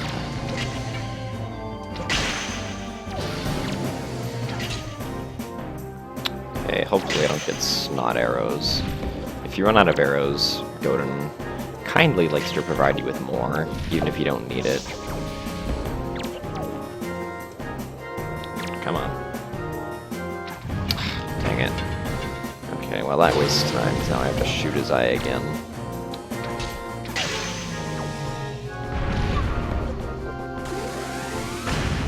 Yeah, I'm pretty sure beating Godin with only bombs is still possible in HD.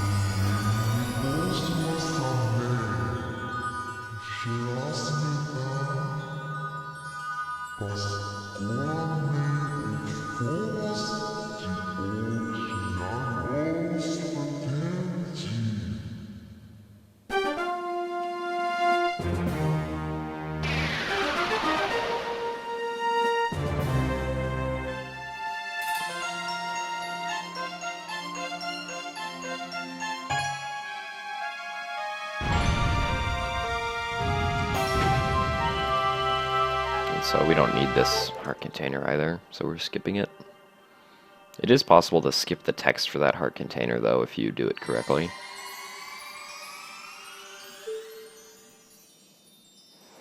And then, in the original version of Wind Waker, you could grapple the bell from below the ladder, but it just doesn't work in HD, so we have to climb the ladder. And I missed again. Great. More time loss.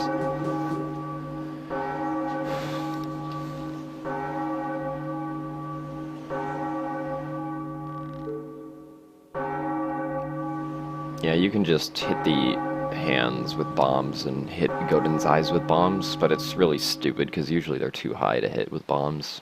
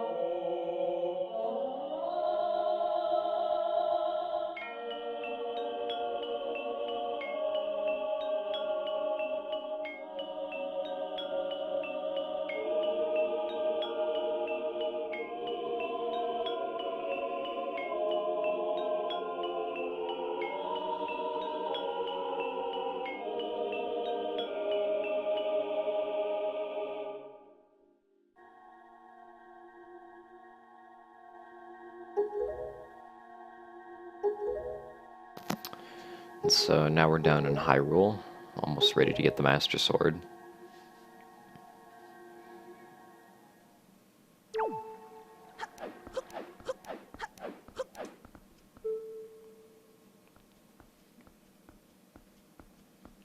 Unfortunately, due to the bad Keese RNG and the bad Godin RNG, we're probably gonna lose a little bit of time.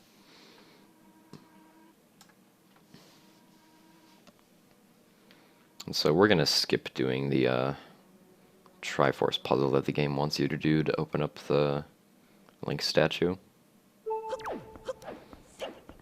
Instead, we're gonna do a roll clip here. We're gonna angle ourselves, we're gonna crawl to the right, and we're gonna drop out of bounds. And now we can get to the Master Sword chamber.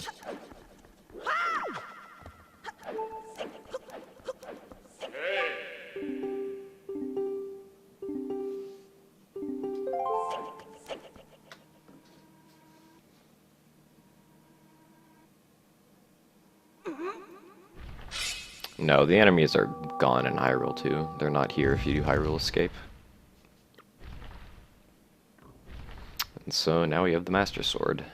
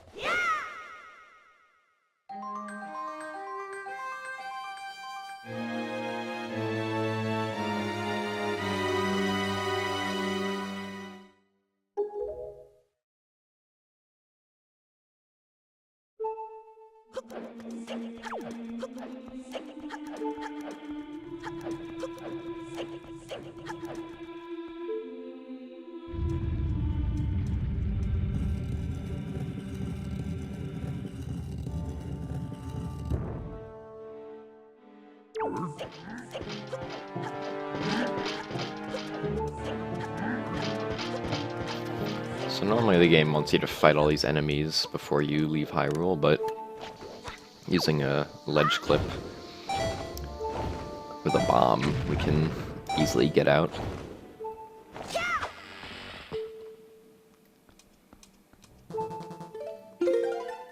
And then we can save warp to get back to the front side of Hyrule. Which is good because it also gives us 3 hearts back when we do a save warp.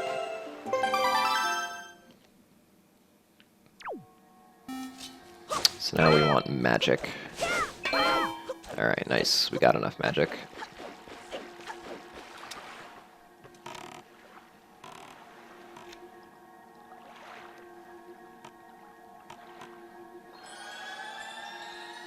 The magic is going to be used at Forsaken Fortress 2. When we go there to get Skullhammer.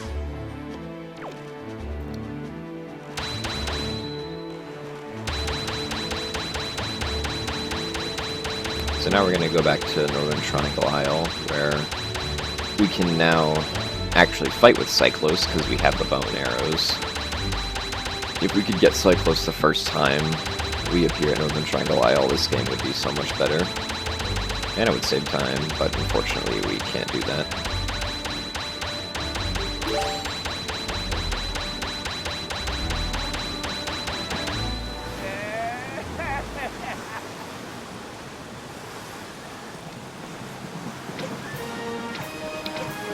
Okay, so those first 2 arrows weren't going to hit him because they were a little bit too low.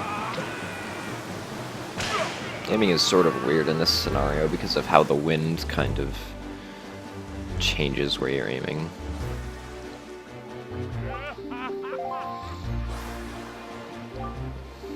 But now we get to learn the Ballad of Gales, which means that we'll be doing less sailing and more warping,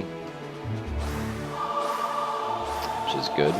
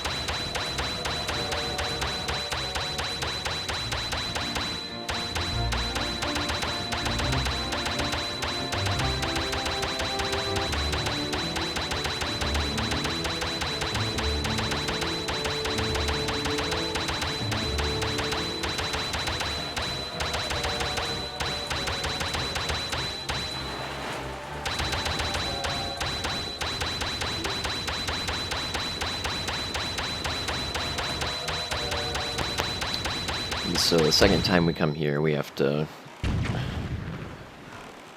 First, we try to politely knock on the door, but instead we just then break it down. And when you use a swift sail here, you, like, turn around yourself twice. It creates a cool animation.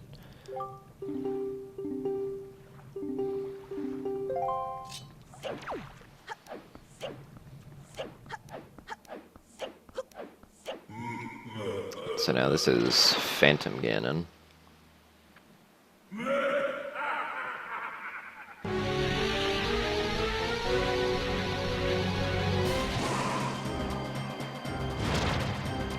I want him to spawn behind me, but unfortunately that did not happen. So if we get below him and then hit the energy ball once, we can easily kill him. Or easily stun him. Alright, good. He spawned behind us. And then we can do a jump spin and another spin attack to kill him.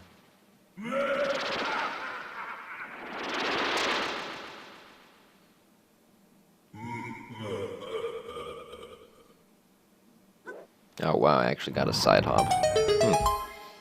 Unfortunately, I side hopped in the wrong direction. It's now farther away from the chest, actually.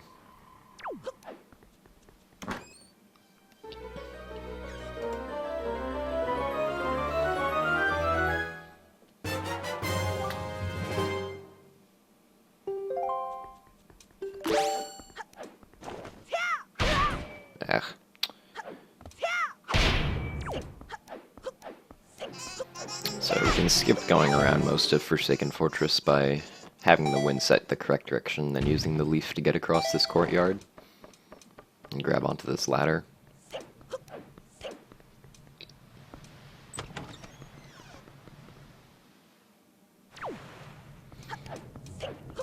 Yeah, if you do the jump spin out of a side hop, it still does the same amount of damage.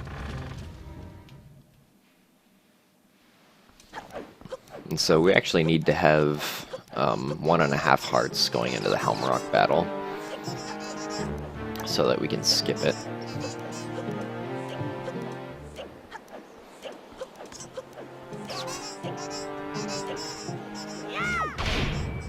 So we can easily take damage from the skull pegs. And then even though the wind is bad, we can still leaf across this sidle ledge and leaf across this one. I tried jump slashing onto the peg there, but the mini blends, or targeting the mini blends, sometimes gets you.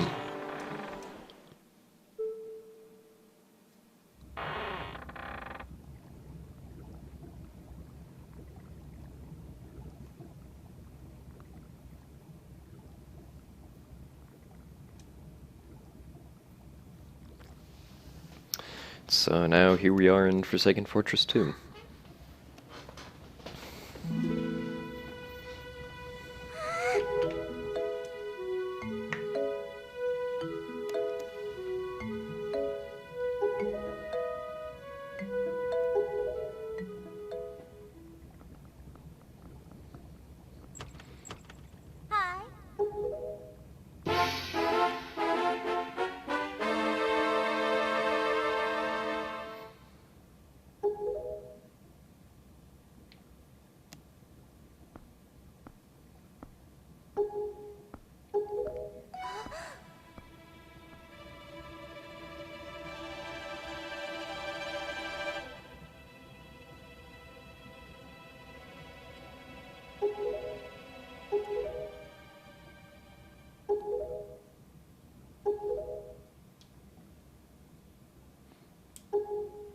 Yeah, the little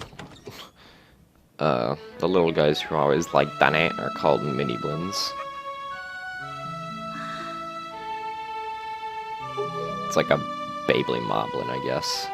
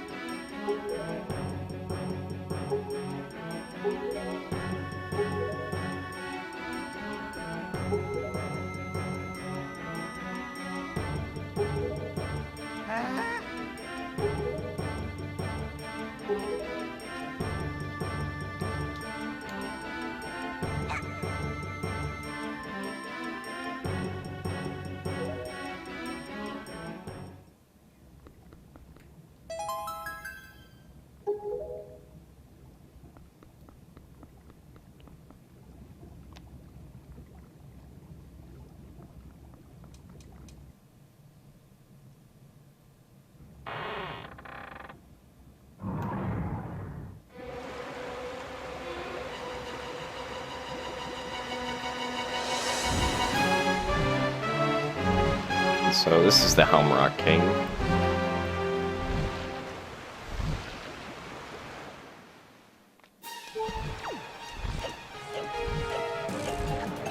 So we have to climb the long, windy path up to the top here.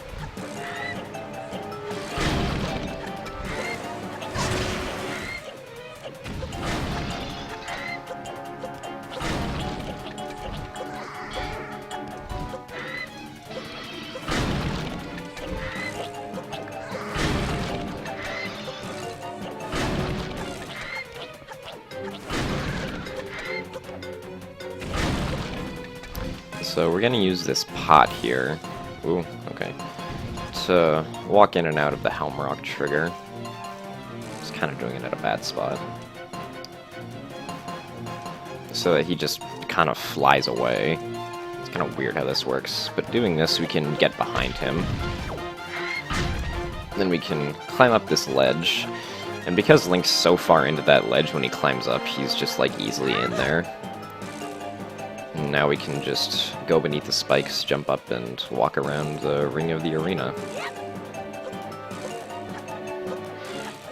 Very easy and very useful skip.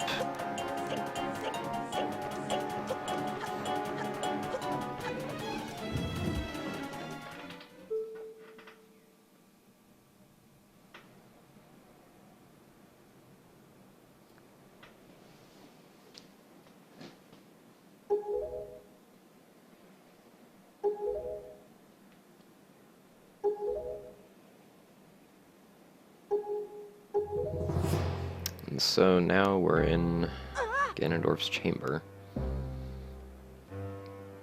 An interesting thing about this cutscene is that if you go to Forsaken Fortress too early, like before you have the Master Sword, and you go into this chamber, the game just kind of gives you the Master Sword free of charge.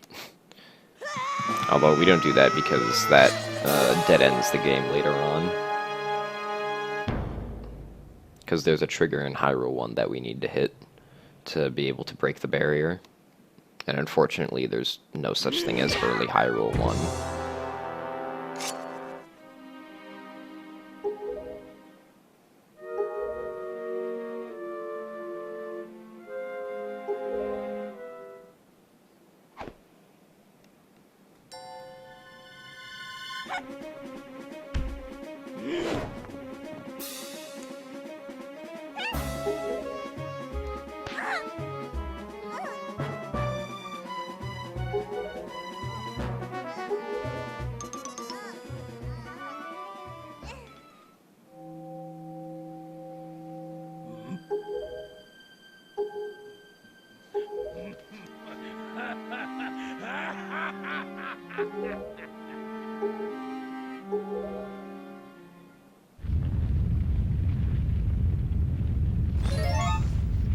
Yeah, I run Zelda games because I think that Zelda games are cool and that it's funny when you sequence break Zelda games.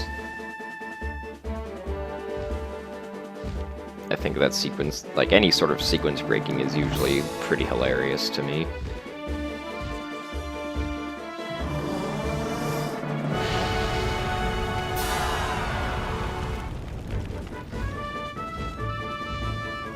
And Zelda games are usually pretty linear.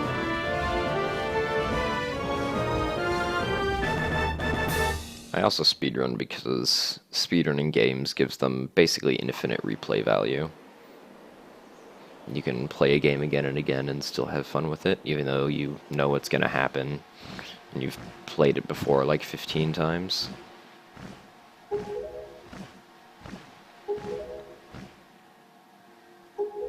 Will I ever go back to Nintendo Land? No, I think Donkey Kong's Crash Course is done.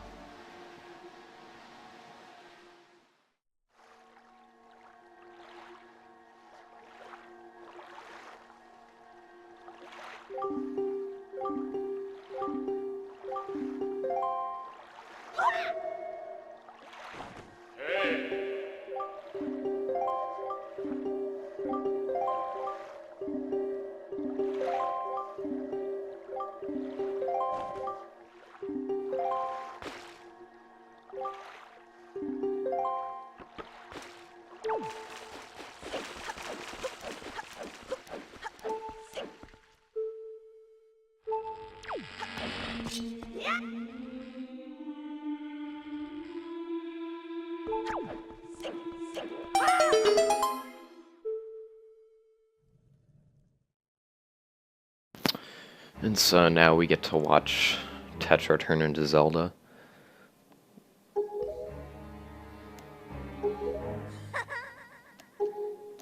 If we could do the potential early barrier route for this game, then we would actually end up skipping this cutscene, but still activating it at the same time.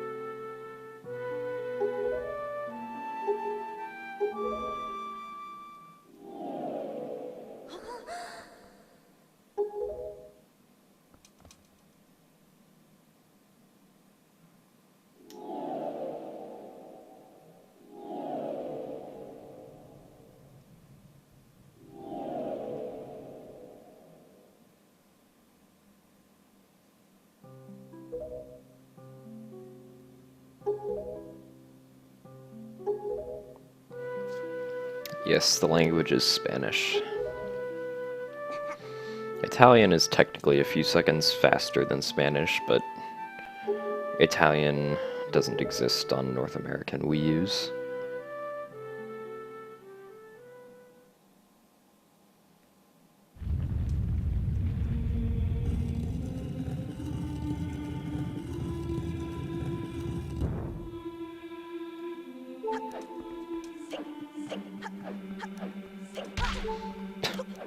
More bunks on nothing.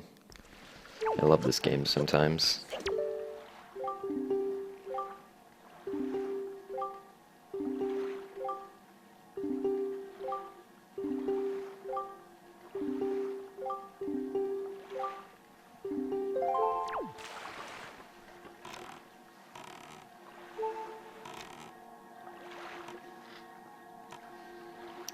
We don't use Japanese because Japanese is really slow for this game.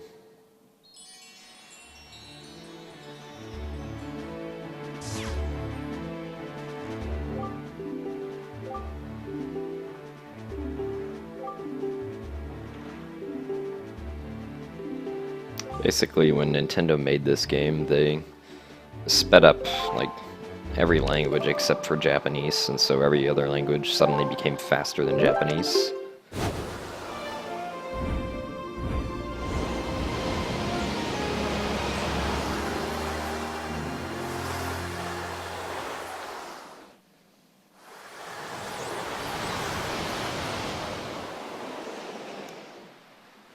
Yeah, the text speed in Japanese is really slow. Japanese is like one character per frame, and English, Italian, Portuguese, French, all those other languages, Spanish. Their text goes 4 characters per frame.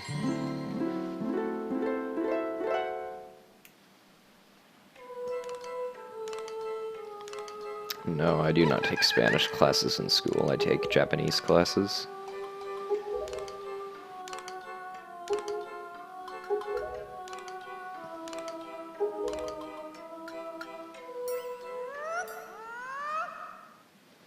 I'm probably not going to do that fire blaze.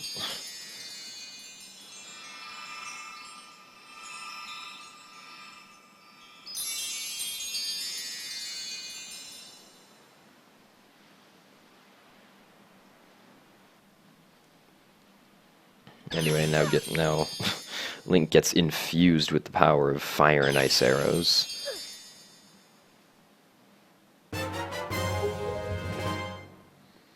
Also, really rarely you'll get healed by a fairy during this cutscene, because the fairy will just, like, kind of run into you. Although it's really rare and it doesn't happen very often. I've seen it happen to a few people, though.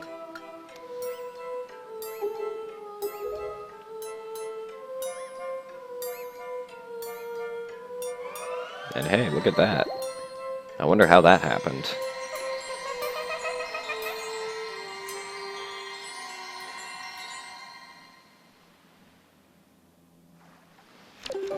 Anyway, now we're gonna go get the power bracelets, which are located at Fire Mountain.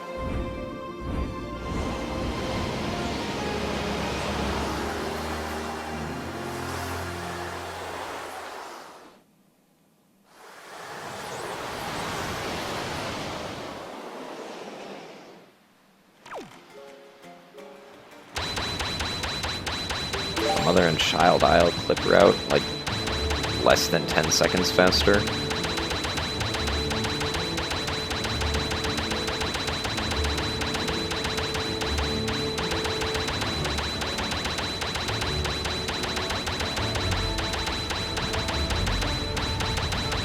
Anyway, so at Fire Mountain we have to shoot the top of it with an ice arrow.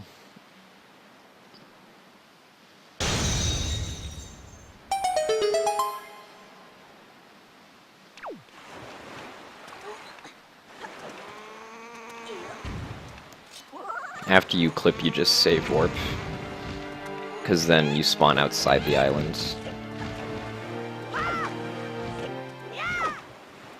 And we can jump slash up a few steps on Fire Mountain. And just leaf across this sidle area. Can also leaf over the entrance to load Fire Mountain faster. Wow, that was stupid. I don't think I've ever done that before. Okay, let's not have that happen again. Okay, Linkus. Anyway, the fast way to defeat Magtails is to throw a bomb behind them, and then have them roll up, because then they, like, just go behind them. They, like, how do I say it? They fall backward and they make the bomb explode.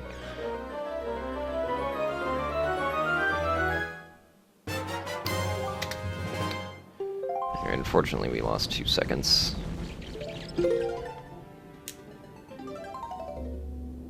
Well, after the save warp, you're at Mother and Child Isles, but Mother and Child Isles is closer to Forsaken Fortress than Tingle Isle is. Just the only problem is that there's a like 30-second long cutscene when you try to warp there of the Great Fairy telling you that you're not supposed to be here yet and that you need to go to Forsaken Fortress 2. If that didn't happen, going to Mother and Child Isles would actually save a considerable amount of time.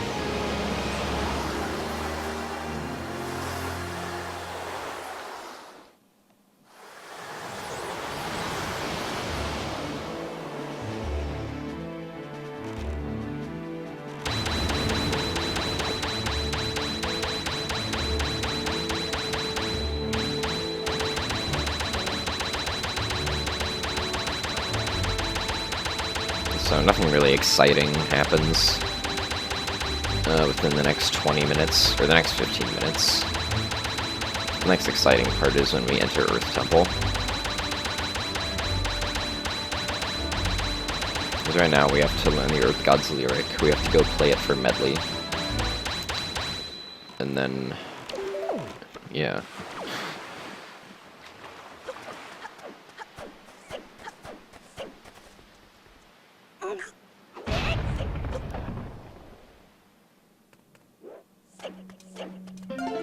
Hey Chilla, the errand is going pretty well.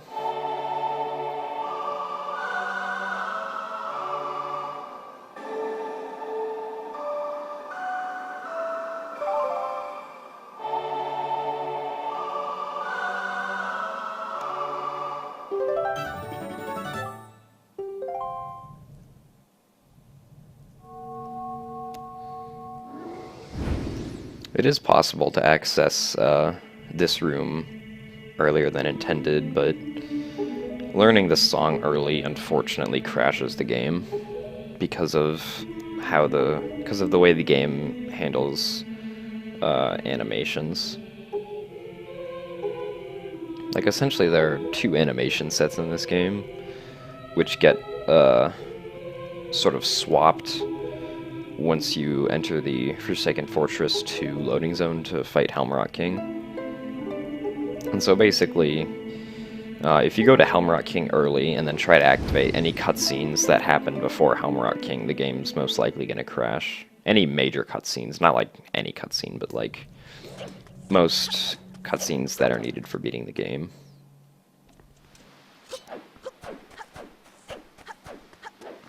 And if you try to do anything after Forsaken Fortress 2 early, without going to Forsaken Fortress 2, then the game will also crash.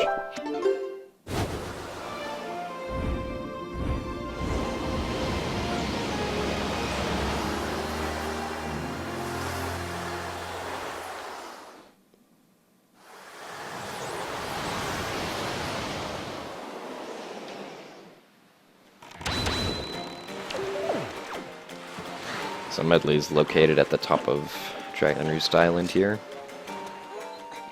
And we can do rock skip again to get up there.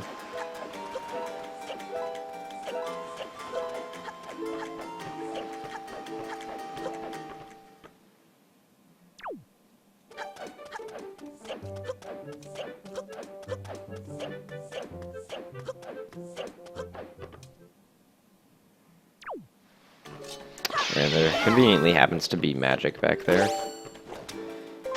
which we can get.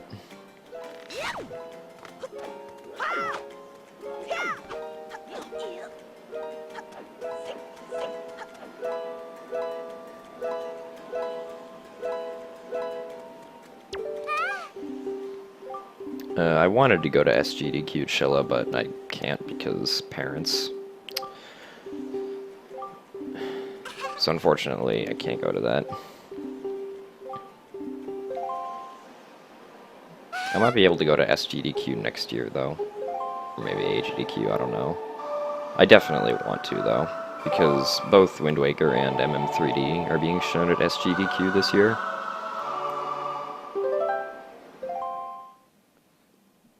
And so now we watch a long cutscene. So enjoy the nice music.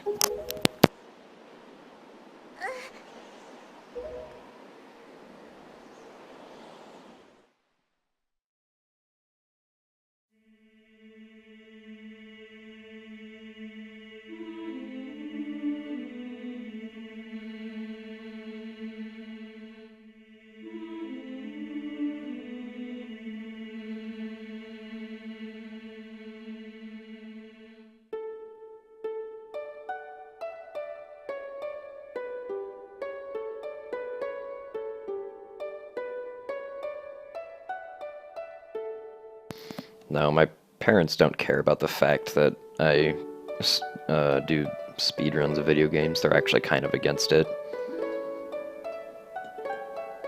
Unfortunately.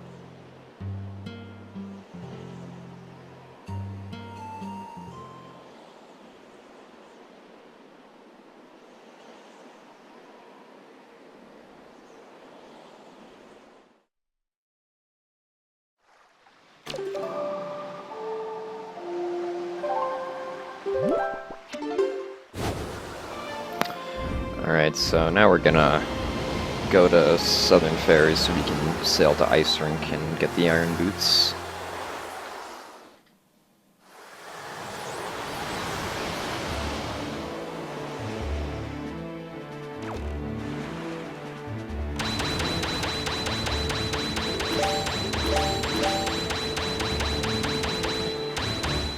Another thing that I like about playing HD is that you don't have to pause to equip items, you can just equip them and everything's fine.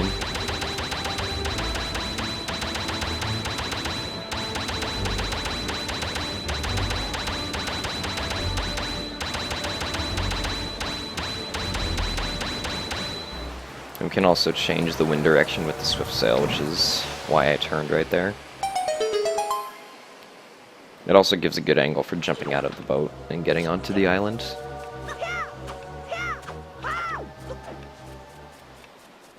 So we're just gonna use the leaf to skip having to walk around. Allows us to get here a little earlier. We can't do the same leaf trick that we do for the Fire Mountain loading zone though, for some reason. We can roll through that wind, though, which is kind of dumb, but it saves time and works. And now we got our iron boots. I don't have an iron boots split because sometimes my route changes depending on how much magic I have. Sometimes I do Iron Boots first, before getting Medley. Because then I can have full magic when I get into Earth Temple. But that's only if I have enough magic to go to Ice Rink to begin with. But anyway, now we're gonna actually go to Earth Temple.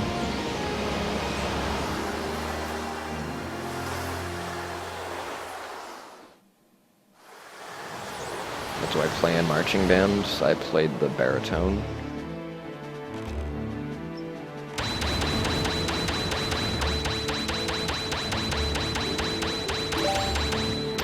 Do some of bests actually mean anything for TWWHD? Yeah, they kind of do. They show how low a good run can, or not a good run, but like a godly run can go.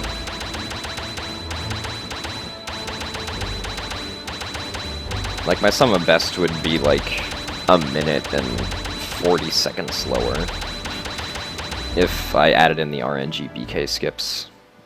So a TAS of this game could probably get like a 340 or a 335, because it could also do manual super swims.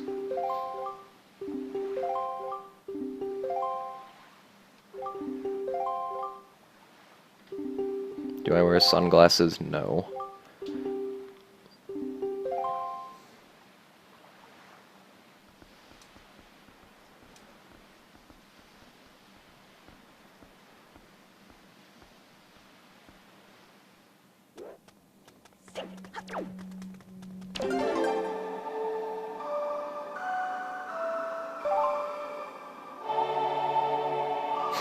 I'm not gonna do Wind Temple Lost Key skip, sorry. There's actually this kind of stupid thing you can do during this cutscene. After you play the Earth God's Lyric or the Wind God's Aria for Wind Temple, you have one frame where you can roll, and depending on which direction you face, if you get the roll, Medley / Makar gets teleported in that direction. It's kind of like they're connected to wherever Link is facing, which happens surprisingly a lot in the Zelda series.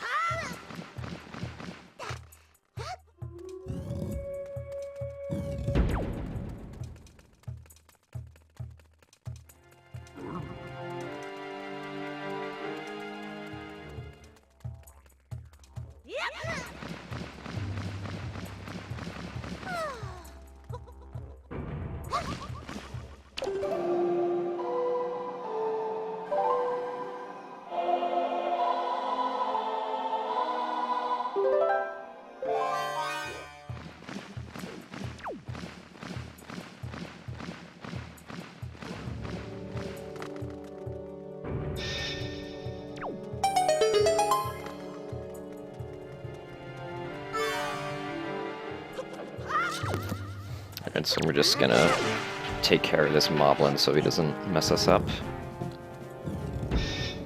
And so we have to kill all the chews in this room to progress, so we just kind of go over to each one and stab it.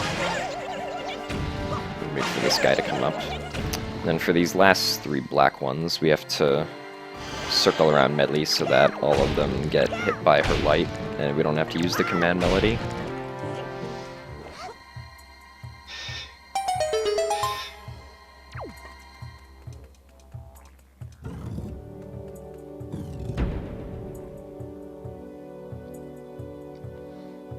So now we can skip the command melody again by using Medley to fly over this Skullhammer peg, and then letting her go and mashing Skullhammer.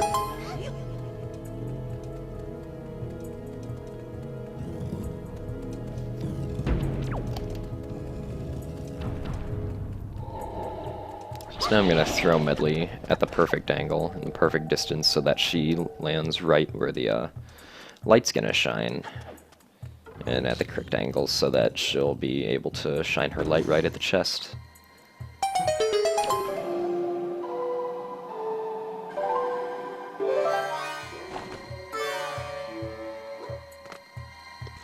gain a little bit of distance with that side hop during the cutscene.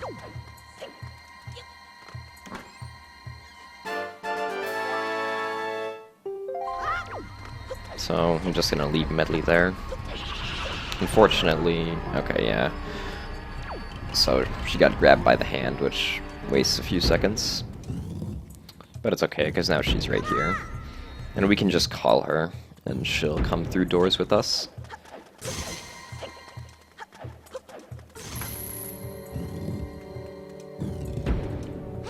So now we're going to use her to skip this puzzle.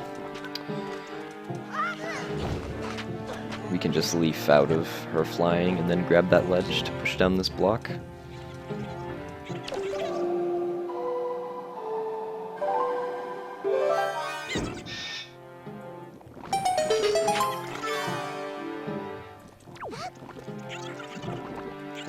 And we don't have to activate the stairs at all.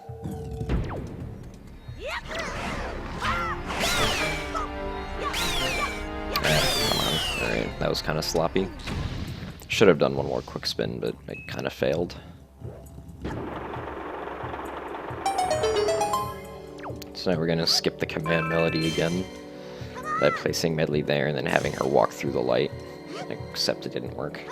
Let's try that again. Okay, there we go.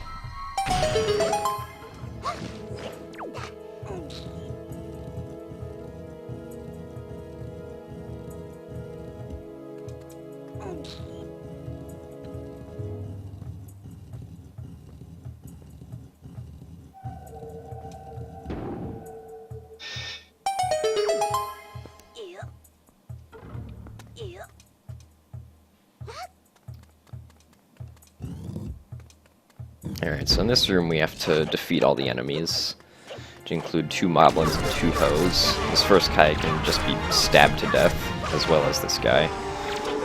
For the hoes, my strategy is to get their lanterns out of them by hitting them with a skull hammer.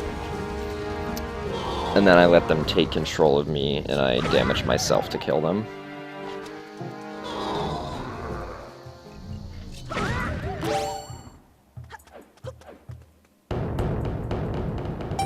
Thanks, I am plan. Alright, so now in this room, we can activate this coffin, but then fly back and use the boomerang to get the small key.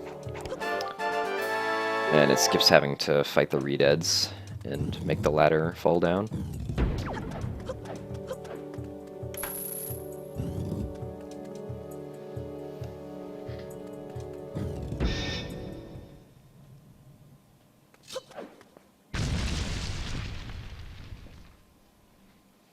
Alright, so now we're gonna do a little trick to skip the mini-boss.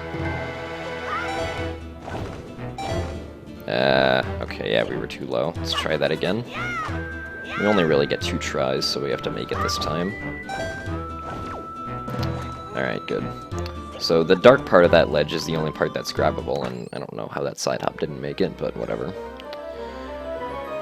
But you can't grab the light part, only the dark part. Yeah, that's a nice time save on Mirror Shield.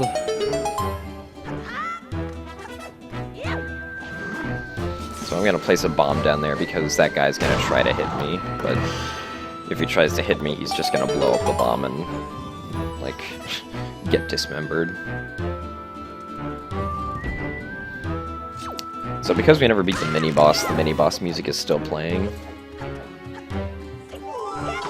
Okay, that was kind of bad.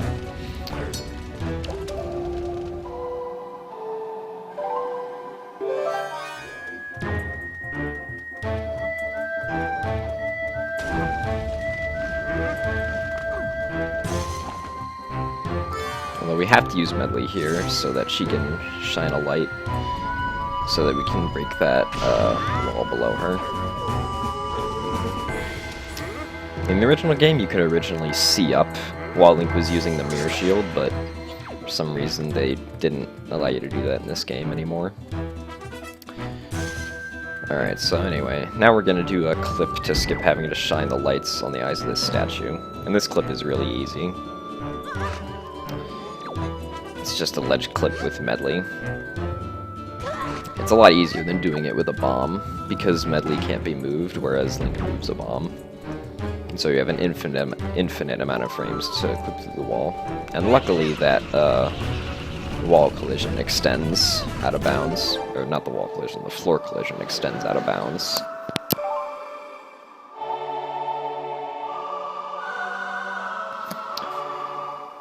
And so now the mini-boss music is stopped because we have to break this stone.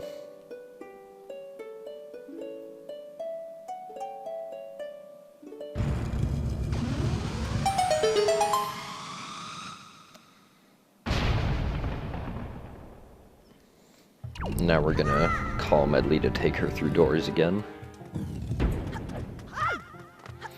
Want to make sure we don't get accidentally stunned by the re-deads.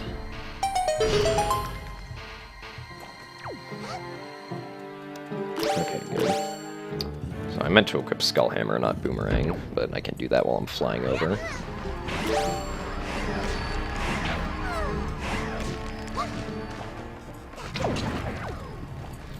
Alright, so we shot that, like, flag with a fire arrow, so that we revealed that ledge, which has the joy pendant on it. We don't want the joy pendant, but we need to clip through a wall somehow. So we're going to place Medley next to that grate, and then we're going to do a roll clip here. And then we're going to get inside the grate and pick up Medley, so that we can get into this room and skip a small key. And we skip the command melody there again.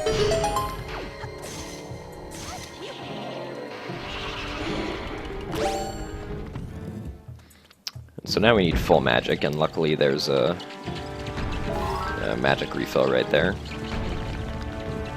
Unfortunately, none of the coffins killed any keys. That's usually pretty funny to watch.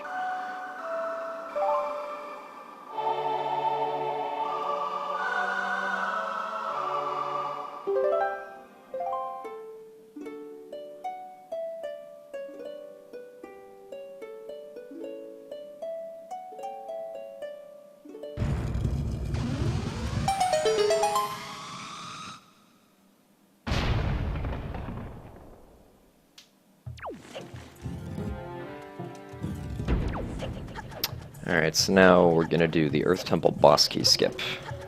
It's the only boss key that we're gonna skip in the whole game.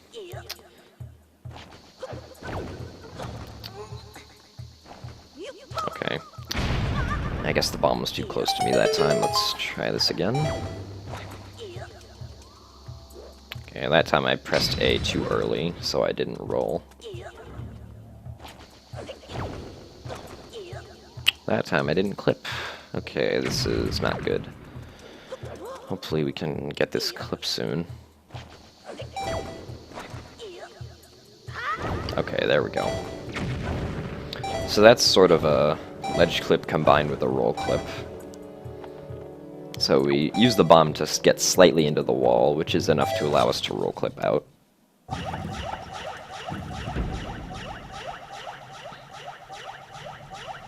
Hello, Cheese4343.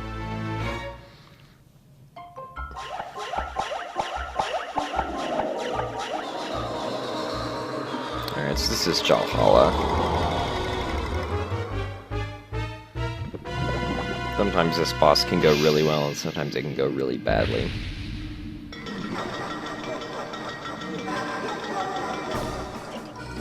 Alright, so we can use the Skullhammer here to stabilize Link's shield behind him and stun Jalhalla for long enough so that we can pick him up and throw him. And I throw bombs everywhere and hope that some of them might hit a few Poes. And it was successful there. That wasn't that good of a cycle though, because I was kind of slow at killing some extra Poes. And luckily I can use the Skullhammer again because Jalhalla is close to me. If he's any farther away, it usually doesn't work. I'm gonna throw some bombs again.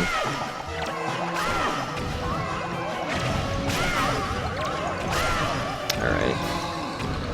That's the second cycle. Just need one more cycle.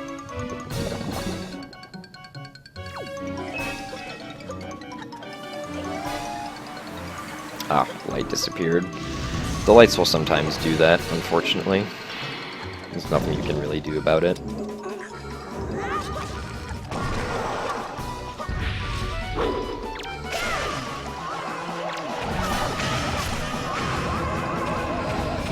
Luckily, I got 2 kills there with the bombs. Although I'm probably still going to lose time because I wasted a bunch of time with the boss key skip.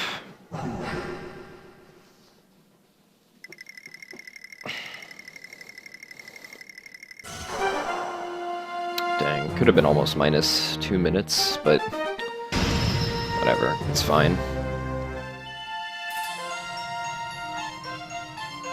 A task could probably one-cycle him with godly memory manipulation.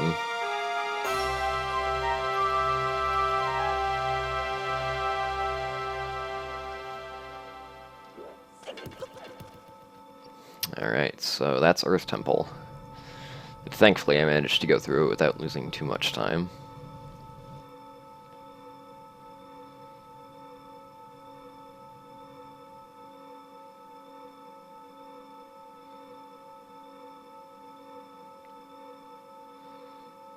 A weird thing about these cutscenes is that, right now the sword, like Link's sword, is in, like, the center right there.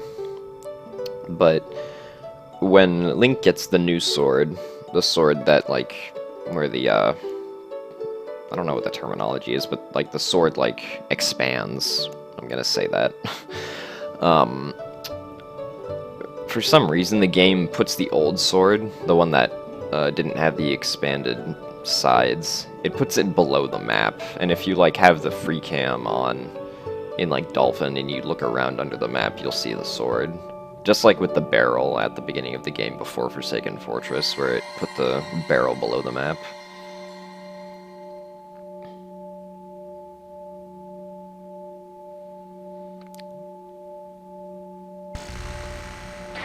And so now the old sword is just kind of like a few feet under Link's feet.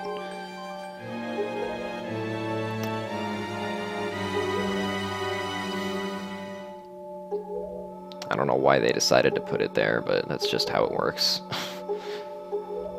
Same thing happens in Wind Temple.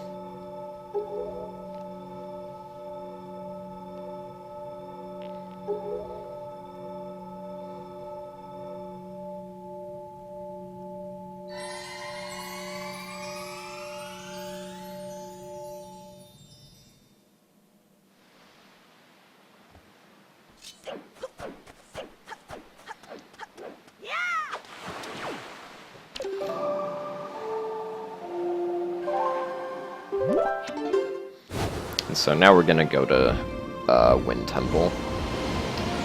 But first we need to learn the Wind God's aria and get Makar.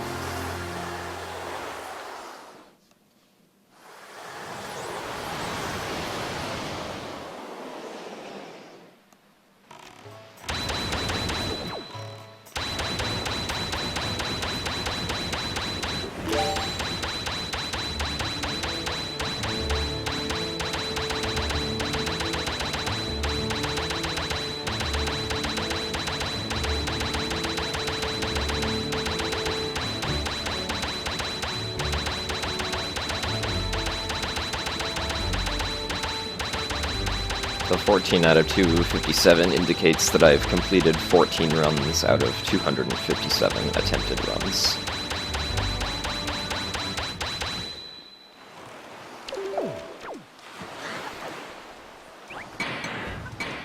What? I don't know why that happened. Whatever. Anyway, side hopping is the fastest way to travel with iron boots on.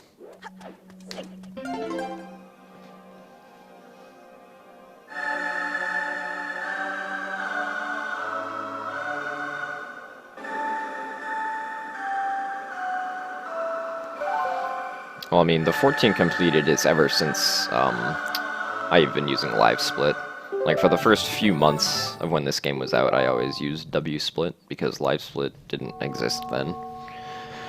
So I probably finished good, maybe, like, 15 runs, probably before Live Split came out of, like, let's think, How many attempts would that be? I'd estimate maybe like 150 or 200 attempts. So we've completed like 30 runs out of like 450 or 400 attempts, which is okay, I guess. Hello, Henrich.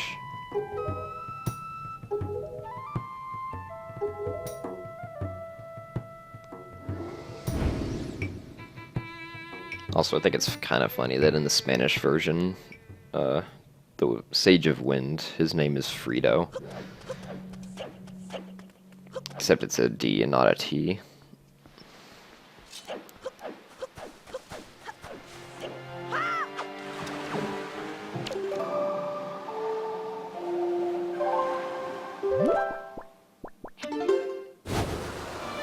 Well, the ratio is definitely a lot higher than my Skyward Sword completed runs to runs attempted ratio, which is like 5 out of 641 or something crazy. Although in Skyward Sword, you reset like 2 minutes in constantly, so it's kind of expected that the completed run, or the runs attempted count becomes high. Also, I can't get on Beetle. Come on. Okay. Wow, okay. That's a nice way to waste 10 seconds. That was supposed to happen. Okay, I need magic here. Ooh, very nice. Okay, I got full magic.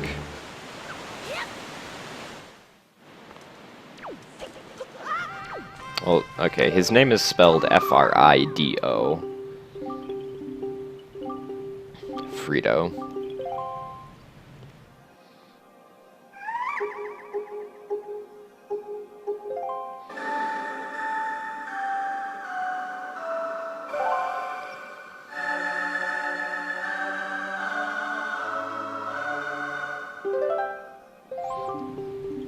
Yeah, there's one frame you can turn around there. Well, you used to reset constantly in Skyward Sword because you had to do this stupid thing called Killing Post, where you would run up a really thin post and jump off of it 3 times to kill yourself at the beginning of the run so you could activate back in time. And it was really easy to mess it up, so yeah.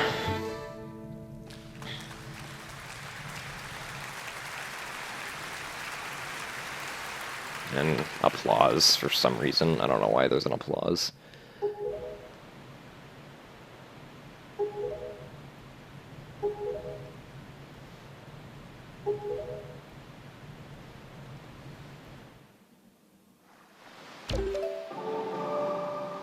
Oops, kind of messed up playing there. Yeah, you can also skip cutscenes in Skyward Sword, so that makes it pretty fast also. There's also a huge reset point like 8 minutes into Skyward Sword, which is cutscene skip, which you sometimes have to reset to if you miss it.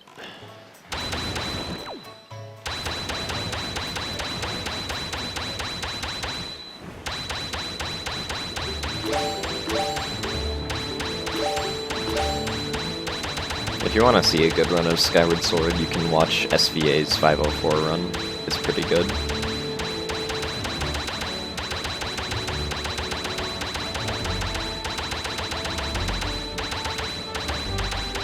It has like all the latest strats and everything.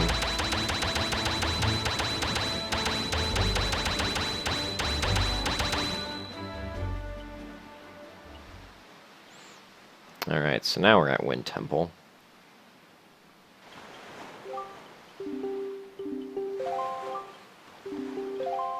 I don't think Tender has a video of his 502.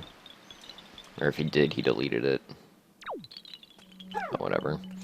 And so Makar's slow at walking, so it's faster to pick him up and throw him into the trigger over here.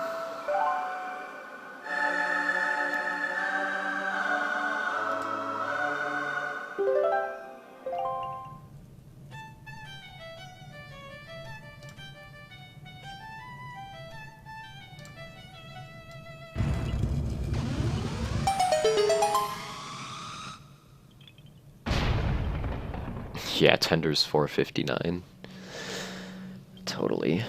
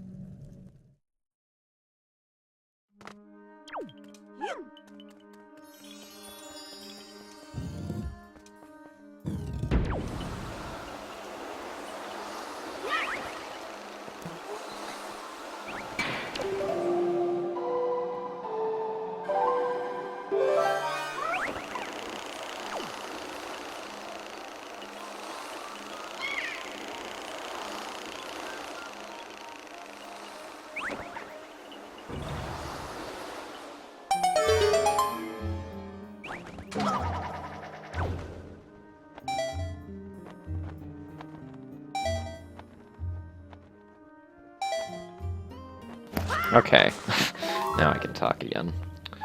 So, what's the difference between this game and the original? Well, the original has storage, which this game doesn't have. Although this game also has a really fast Triforce quest, a skippable intro, fast text, fast animations, and stuff, which makes up for all the time that it loses to not having storage.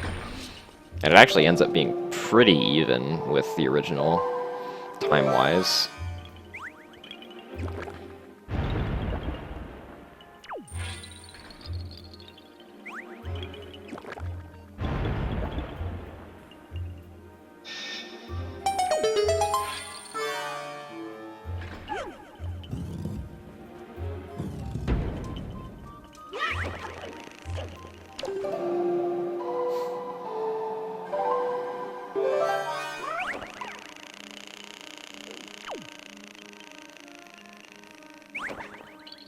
Alright, so Makar, unfortunately, forcibly gets captured here. There's nothing you can really do about it. It's actually possible to have him not get captured in the original Japanese version of the game, because there's one frame where you can pause and save the game. And so here we can shoot this pot with a fire arrow. And we're gonna use that later.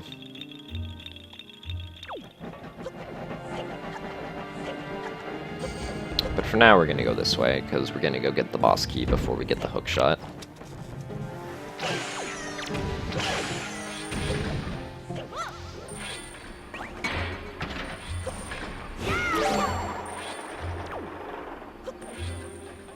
Alright, so now we're gonna do this weird trick called early boss key, where we're gonna make this, I don't know what to call it, but we're gonna turn the floor up, and then we're gonna use the floor to gain some height so we can grab onto that pillar.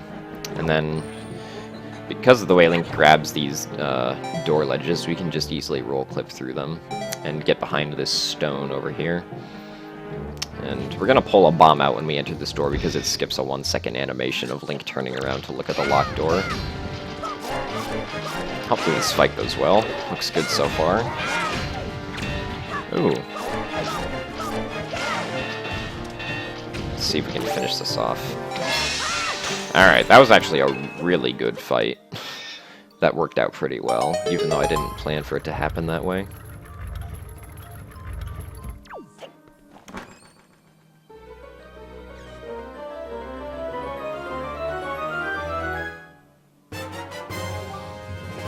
Pulling a bomb before the door is bomb then A, it's not A then bomb.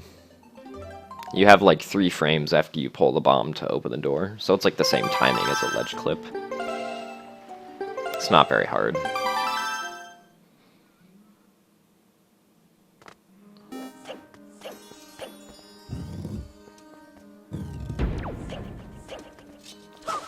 Alright, nice. Got big magic.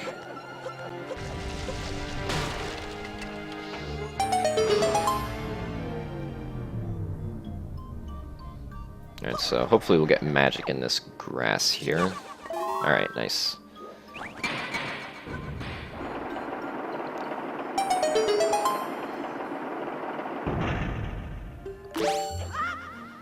Alright, so now we're just gonna... normally you need a small key to get through that door, but like we did with the other door earlier, we can just grab the side of this one and roll clip through. Oops, hold on, let's try that again.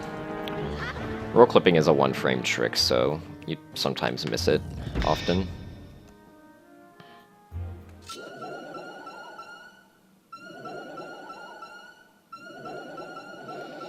Anyway, we should be able to save a lot of time on this split if this fight goes well.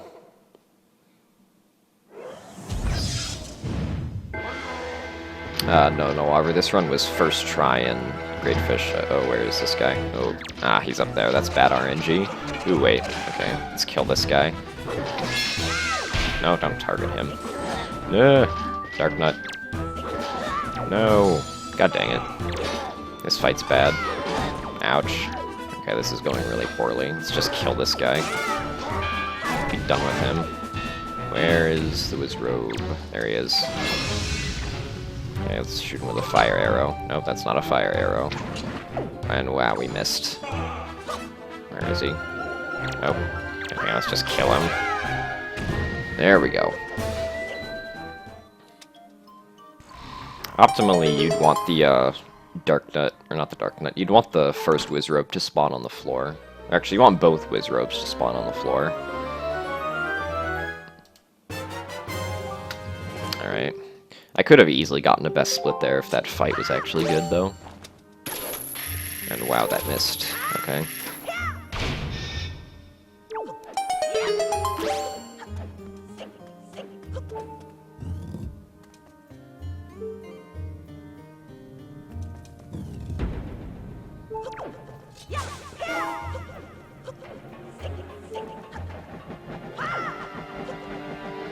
Alright, so now here we're gonna do a trick called a bomb boost, where we jump slash and then let a bomb hit us in midair to get up on a ledge that we wouldn't normally be able to. And it's used to get this key fast.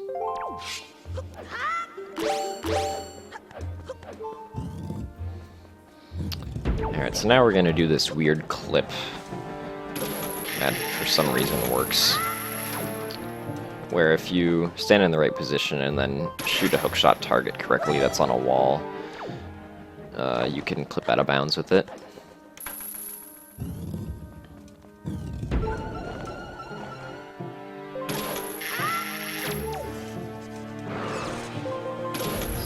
Wow, I missed.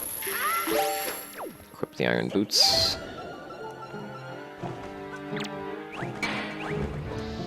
Alright. We're through. And we don't need Makar for the rest of the dungeon, because we can get around everything with him, or without him.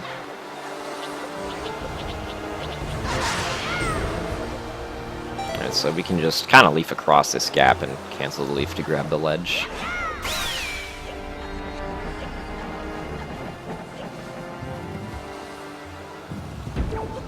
And we don't need to push any of the blocks in this room because... Oops. It's possible to just kind of side hop over this gap.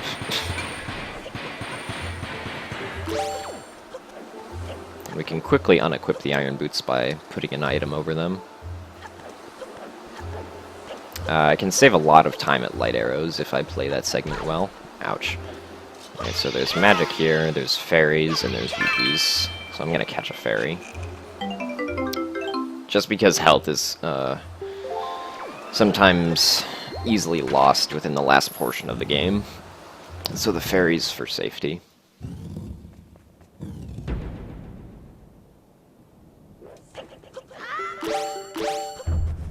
Also, I only have 7 arrows. That's kind of low.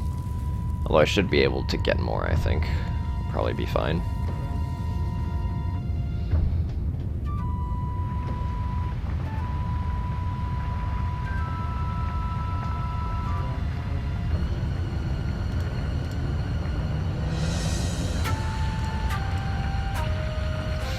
So, this is the grand entrance of Mulgara. I don't really think I need to explain Mulgara. All you need to know is that Mulgara has the best boss battle theme ever.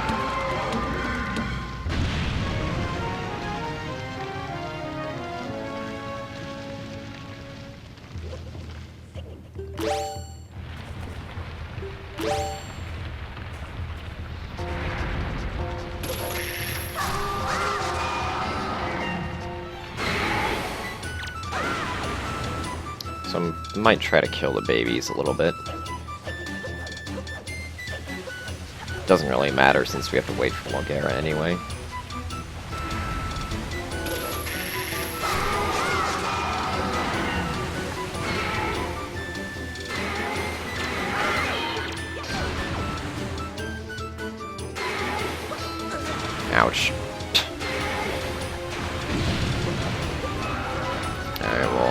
So the strat when Mulgera goes up into the air is that we want to get as close to him as possible so that he dives into the ground as quickly as possible when he tries to eat us. Uh-oh, that's a really bad spawn position. Come on. Get the tongue. Okay. I wasn't able to target the tongue because then Link would have just targeted the babies. Wow, how did that not hit that guy?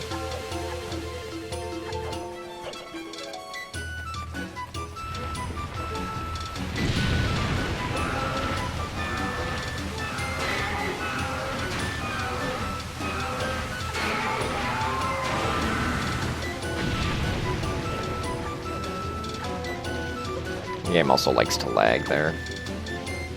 Alright, so I'm just gonna stay here so the babies try to go this way. Okay, so Mulgera spawned in a good spot that's away from where the babies are. And that's it for Mulgera. Unfortunately, we can't do air snipes in this version.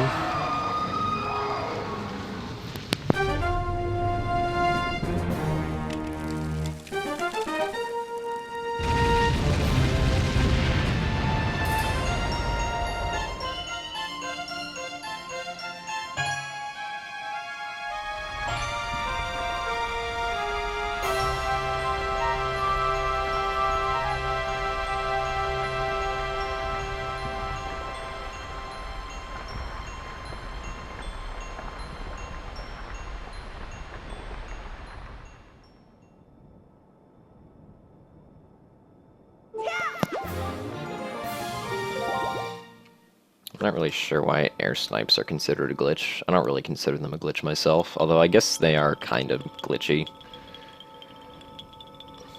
I don't know, but you can't do them in HD. So, doesn't really matter.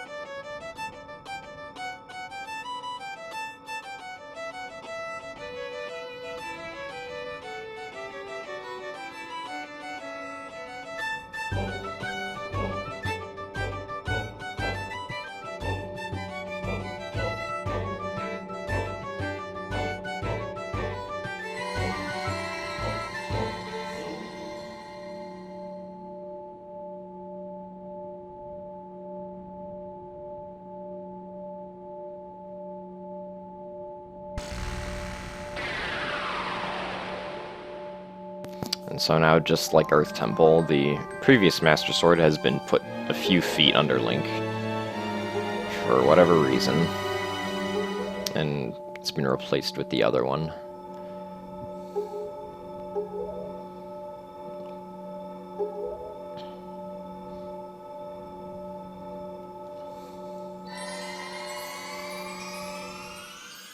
So now we can save like 1 second by doing a roll here. Except we missed it. You only have 1 frame, but Link does a roll, and then he doesn't have to walk as far to the King of Red Lions after this cutscene.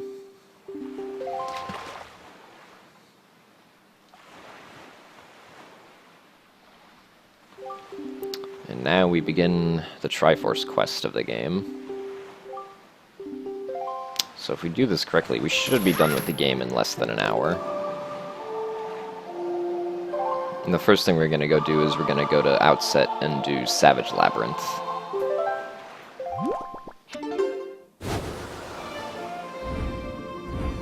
Which is probably the longest part of the Triforce quest. Takes like 8 or 9 minutes to go through the whole thing.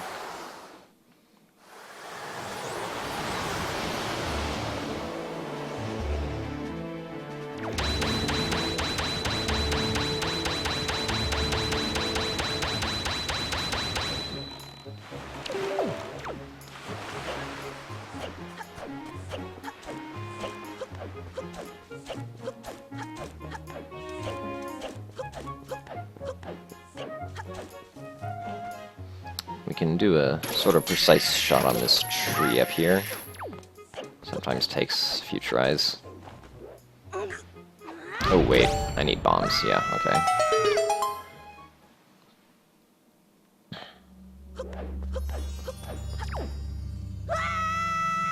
So now we go to floor number 1 out of the 30 that we do.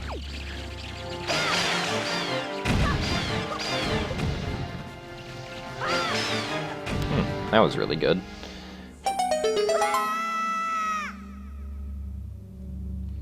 Now we get onto the mini Blinn room.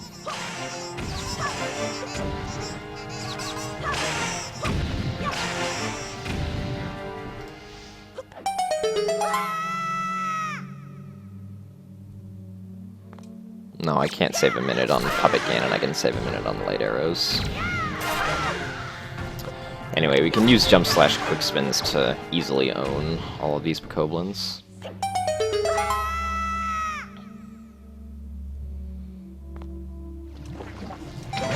Oops, need regular arrows. How did that miss? Oh well.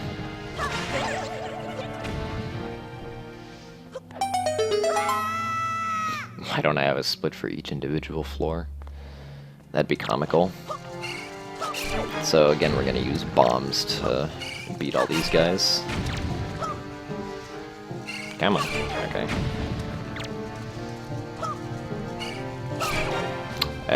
Okay.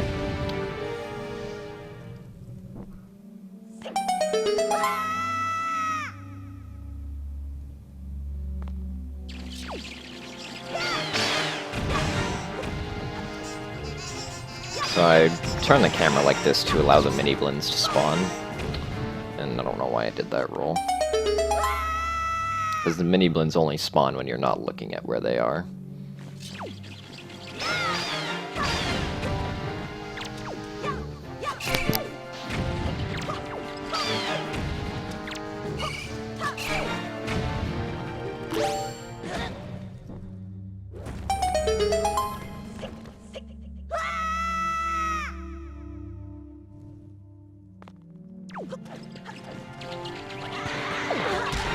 And so this floor we can skip if we can line ourselves up correctly. Let's try this again. What? Oh, I got the stupid Bokoblin. Alright, there we go. And we can easily own these Moblins with a jump slash quick spin to each of them.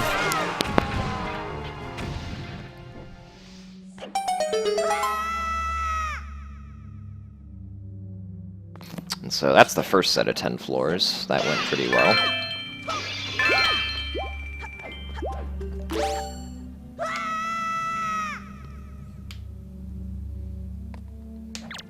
Alright, so the fastest way to shoot these guys, or kill them, is with arrows. As long as you can target them.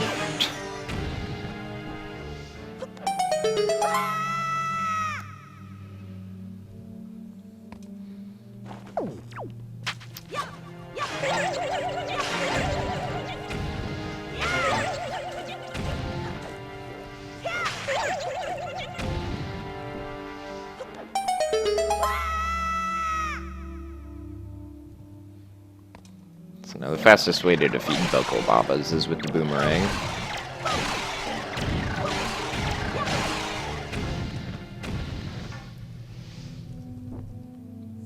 In HD, there are 3 Triforce charts. You can also skip this floor. Ooh, that was a nice assist. Thank you, Bokoblins. And we can easily kill all these guys with arrows pretty quickly.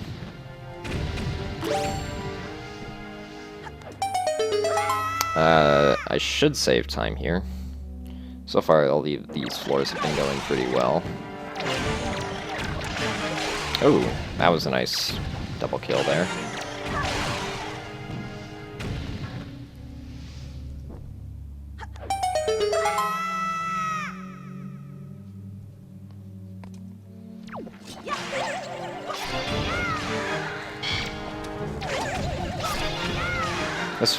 This floor is kind of weird.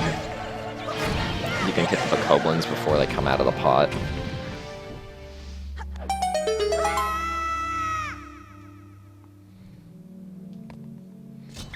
And then use jump slash quick spin.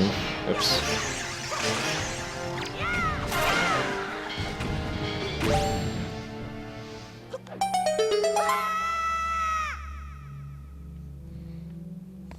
Alright, so these guys, that's not the bow, okay. We can just shoot them each with an ice arrow and then they fall to the ground and die.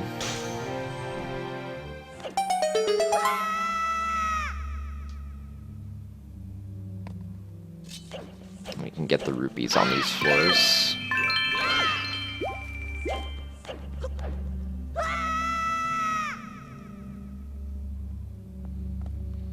So now we can skip the rest of these floors because they all have torches next to them. What? Okay, that was too far. Let's try that again. Hello?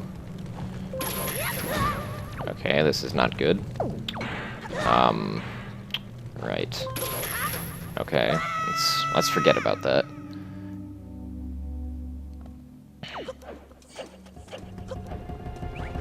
Let's just be calm. Hello? I, can't do floor skips at all today, apparently. This is not good.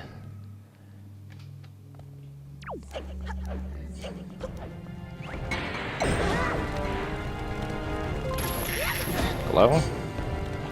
Jeez. Okay, this is really not working out today. I either don't go low enough or I go way too low. That's usually what happens to me in SD, not this game. This game should be easy. Okay, good.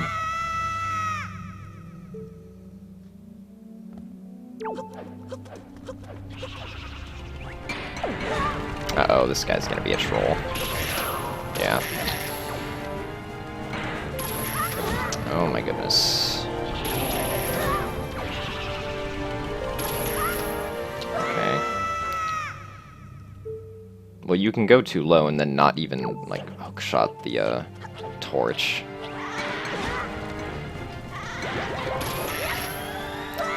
That's why we have the fairy. Exactly for this reason.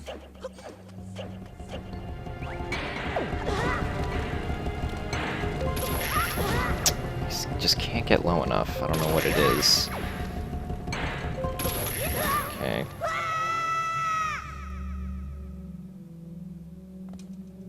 Only 2 more floors. We can do this. Okay. Just 1 more. Although we're gonna lose time because we failed for so long.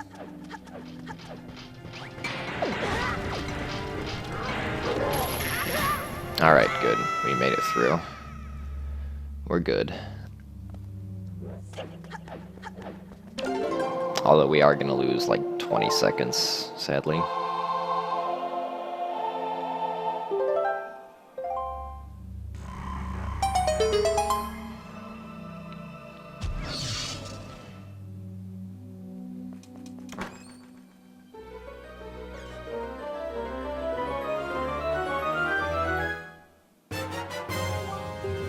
Alright. Oops. Forgot to split there. Whatever, that's not important.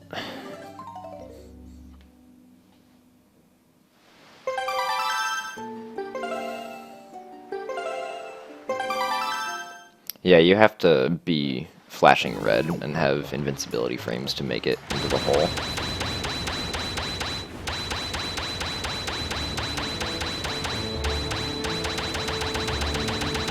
No, this isn't what happened last run. The last time we got here in a run, I accidentally warped to the wrong place with the Ballad of Gales, so that was kind of bad. That's why I wasted time last run. Yeah, we're just gonna forget about the time loss on that split. We'll save it all back on this split, where we can save 25 seconds.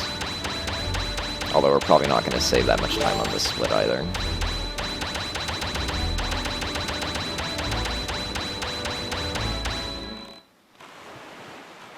Alright, so now we're gonna go to Diamond Step.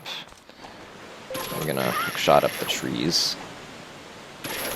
Ah, stupid tree. Hello? Come on. Okay. It's kinda dumb.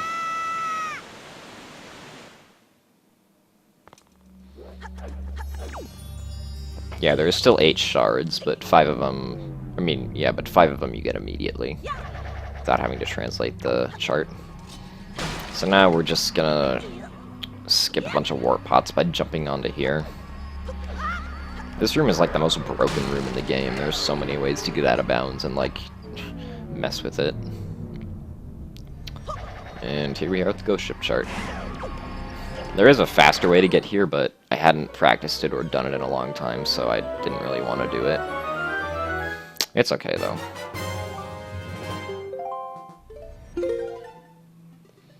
Now we're gonna save warp out.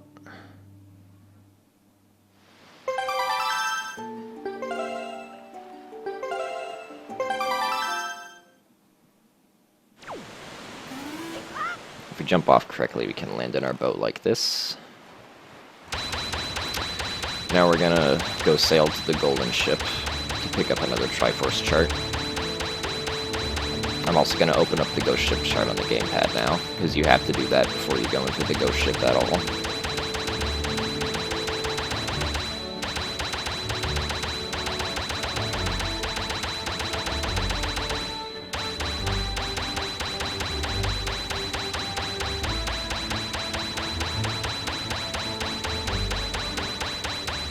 Alright, here's this guy. Whoops, I got damaged. Okay, good, I didn't get damaged anymore.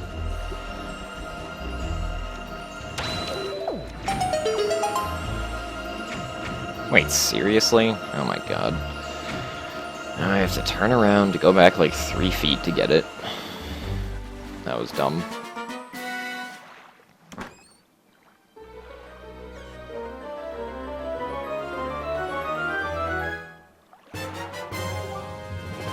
Alright.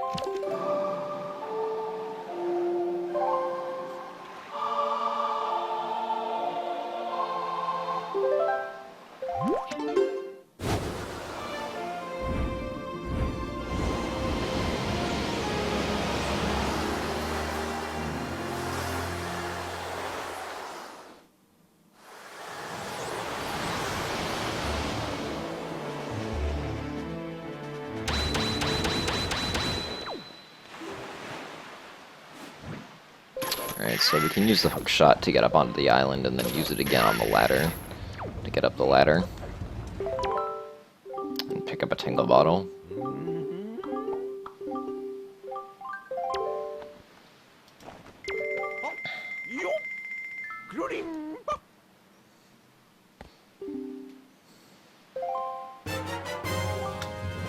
Okay, well, we're still a minute ahead, so that's good.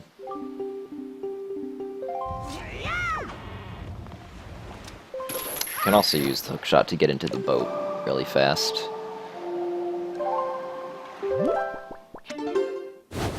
So now we're gonna go to Forest Haven and we're gonna get some more shards and charts. So far we have 1 shard and 1 deciphered chart.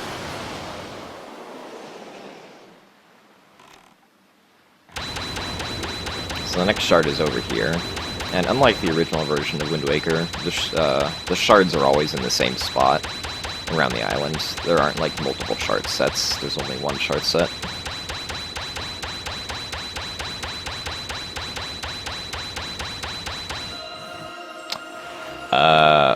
Hold on.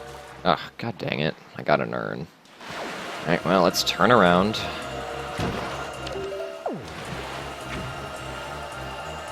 Oh my god, seriously? Come on. Okay. I think we got it. Yeah, okay. Ugh, I need to stop losing time to fishing up things.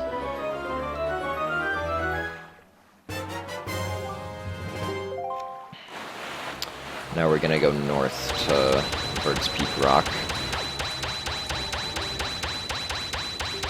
Yeah, get hyped for the urn, guys.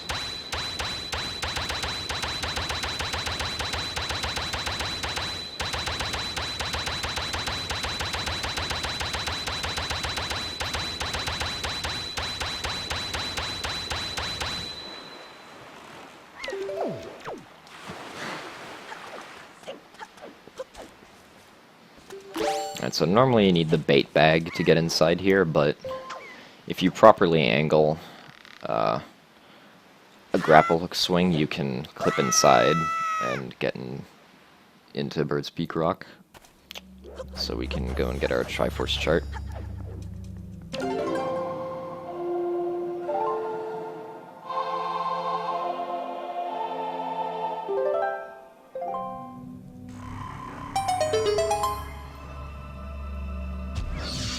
I'm also gonna get some rupees here and some magic.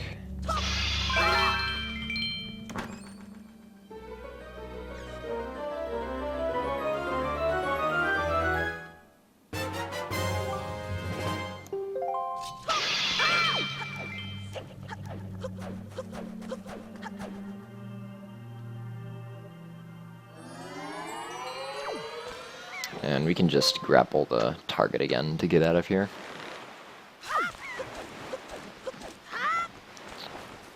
And we can hookshot into Coral again. And now the ghost ship is conveniently located at Bomb Isle, which is 1 quadrant away.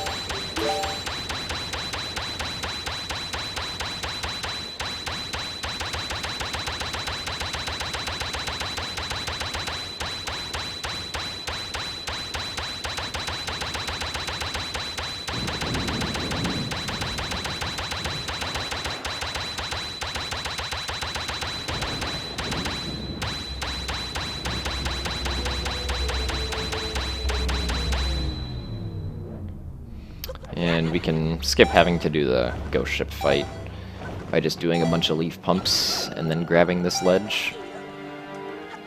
There's also a lot of rupees in here, so I want to get most of them. I want that magic. Alright.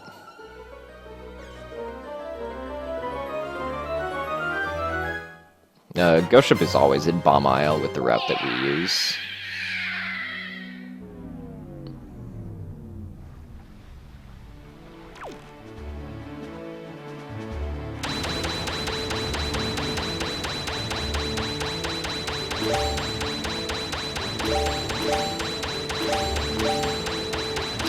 Alright, so now we're gonna go over to the cabana, or the Oasis Isle, or whatever it's called. I don't remember what it's called.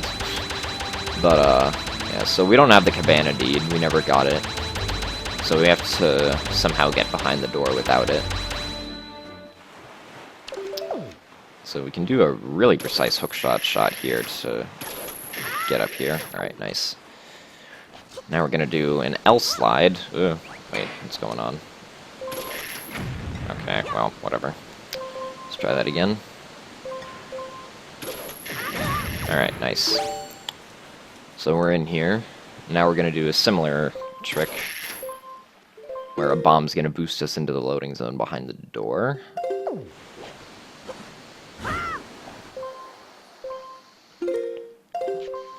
Okay, that was bad. Let's try that again. Alright, that's the frame. Wow, okay. Cool game. What went wrong? Oh, okay, yeah, my position was bad.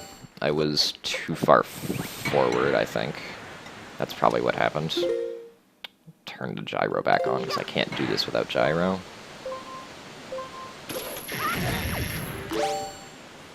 Let's try this again. I'm sure we'll get it this time.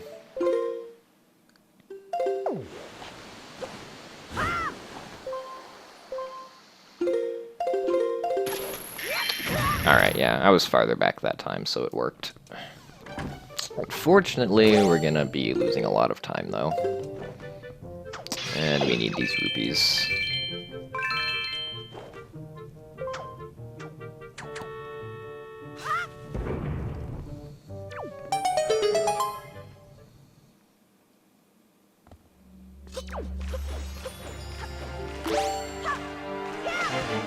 So, because of the way the Skull Hammer is designed, we can hit pegs through walls.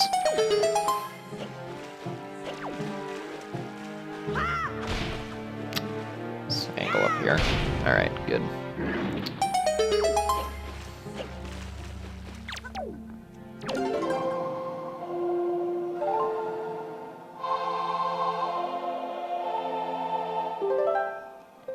So it looks like we're still going to be ahead, though.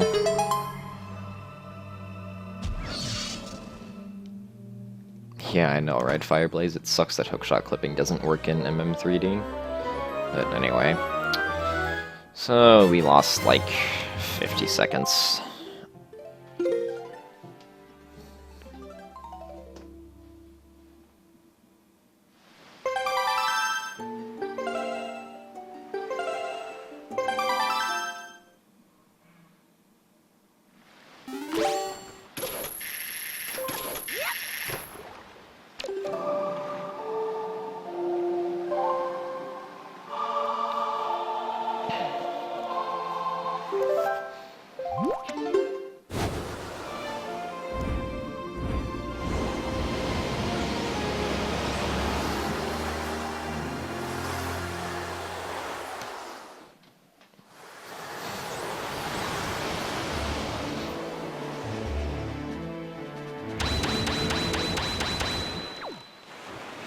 So again, we're just gonna hookshot the mailbox, and then hookshot the ladder to get up it.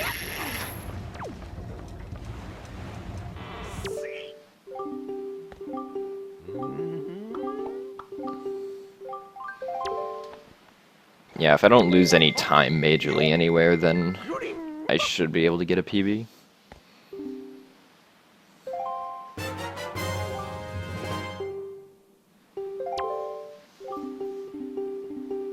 So we've deciphered another chart.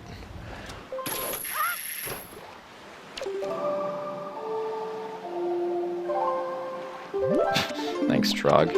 Okay, yeah, let's not go to Tingle Isle, that would be bad. Because we're kind of already there.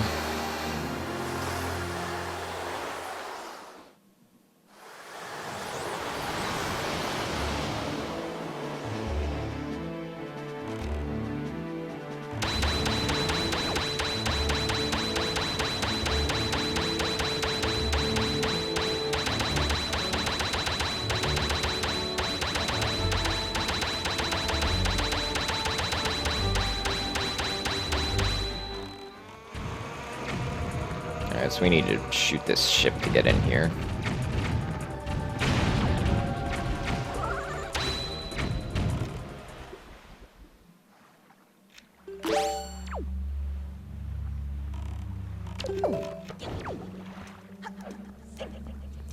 Gonna get some rupees and some hearts.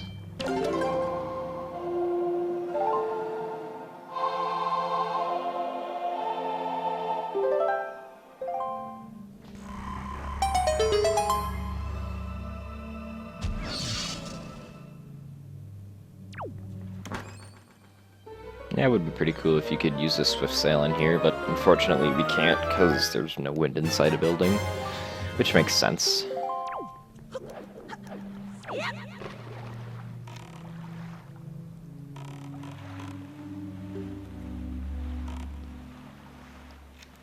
Alright, so now we're going to go over to Stonewatcher, and conveniently the chart that we deciphered recovers a shard at Stonewatcher, which is cool because it makes routing nice. Swift sail clip. I haven't heard of that idea before.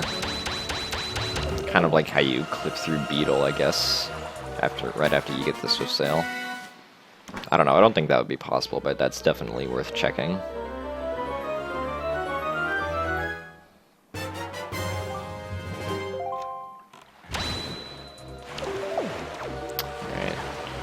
So we're gonna use the hookshot here to skip climbing this ledge, hopefully.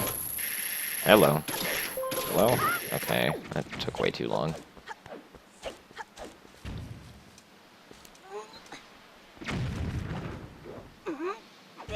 He's talking... Oh, nice jump. He's talking about clipping through the ship that blocks the entrance. Like when you if you super swim through, you easily clip through him, like with no effort at all. Okay, so I'm gonna destroy this pillar because it has a lot of money in it.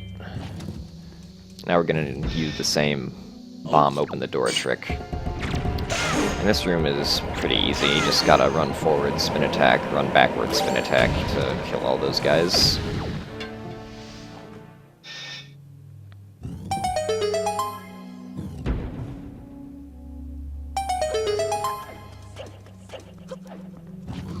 And so we're gonna make this bomb useful to us. We're gonna throw it to the right, and we're gonna freeze this guy. So he's gonna die, and oops. Alright, whatever. Just go back to regular arrows now.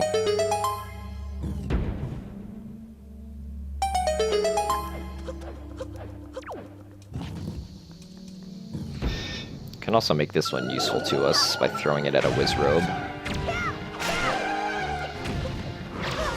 Ouch. Let's just get this guy.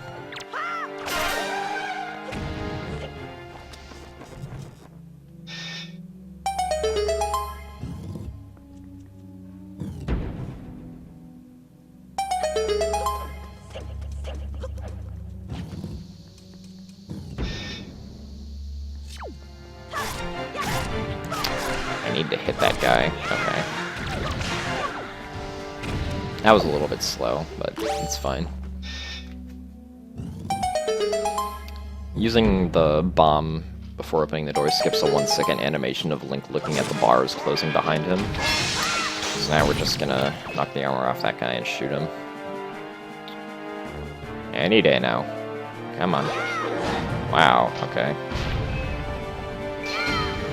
Okay. Whatever. He died.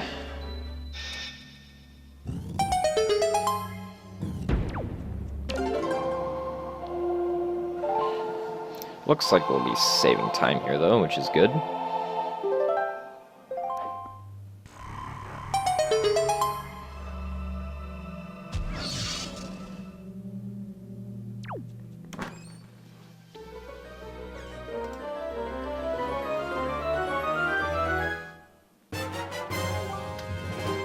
Alright, get some rupees over here.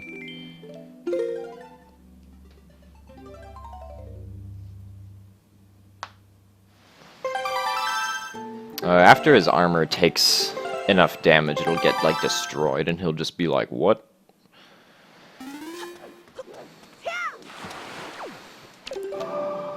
I don't know, like, they get confused when their armor gets destroyed, and it makes them easy to hit.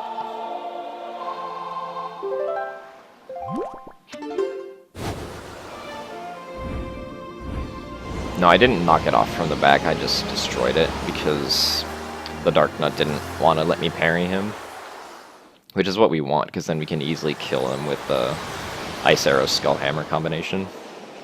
So now we only need 2 more Triforce pieces. One is at Overlook, and the last one we need to decipher.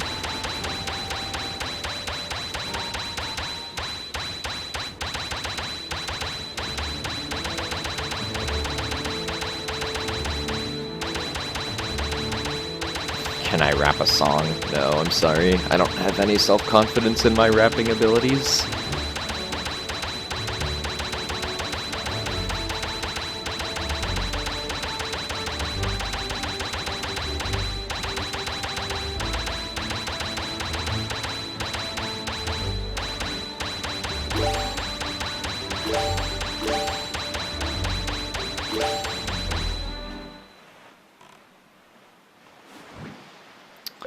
Alright, good water level.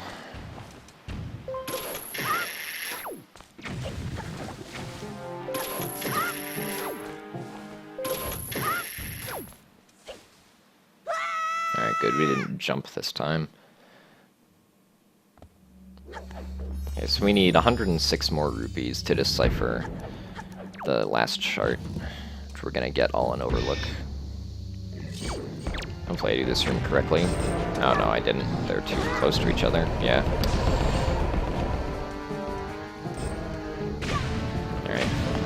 We still get to take this stuff from inside these guys' orbs.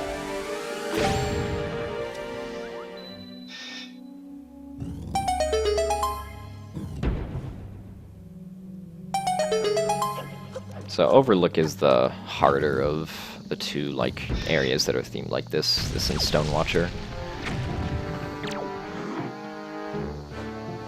Alright, good. Come on, target him. Alright. Alright. Very nice.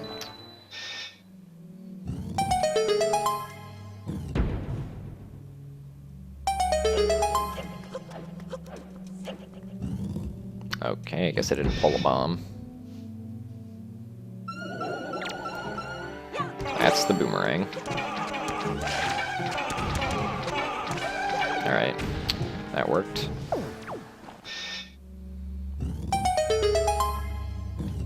If you go in without a bomb, Link will turn around and look at the door after the bars close down. And so pulling out a bomb skips that. He, like, twitches for a frame, but then stops.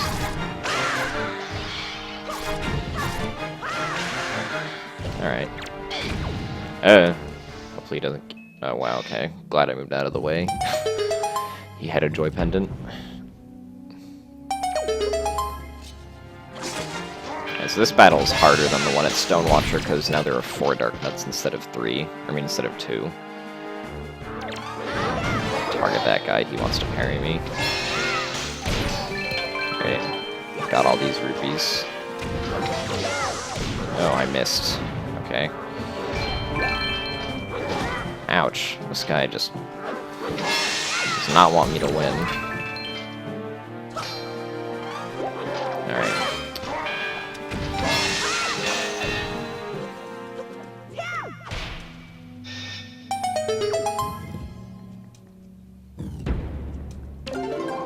Alright, we don't need any more rupees.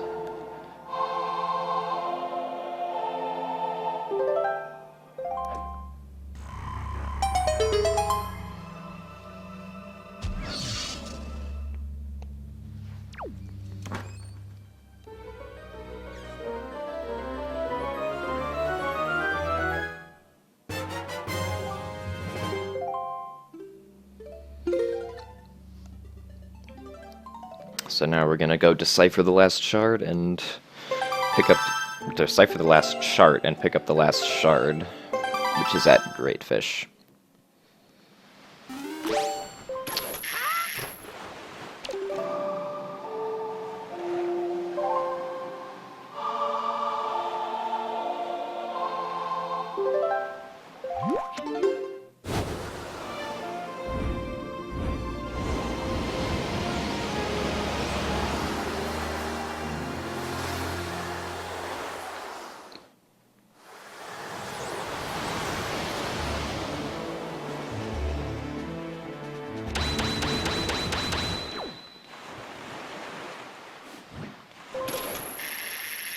Missed.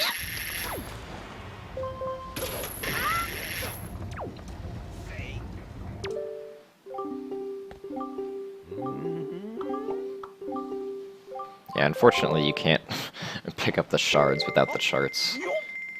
If you could, then we would save a lot of time in this game.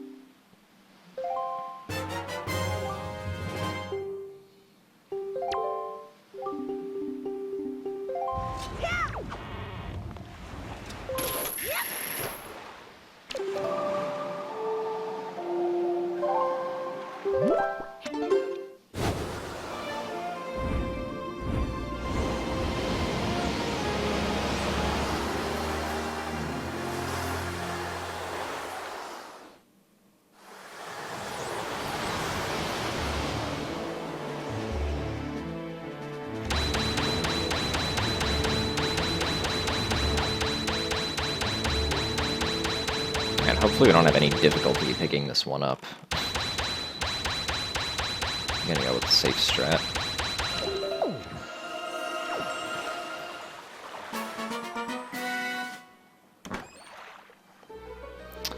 Alright.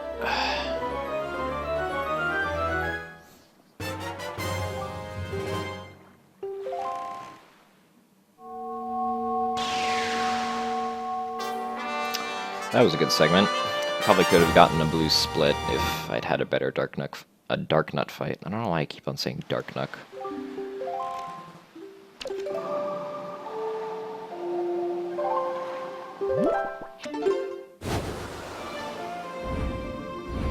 It's really easy to stop on the chart because I can see from a top-down perspective where the chart is versus where I am on the gamepad, and so it makes it really easy to stop right on top of the shard. Alright, now we're going down to Hyrule.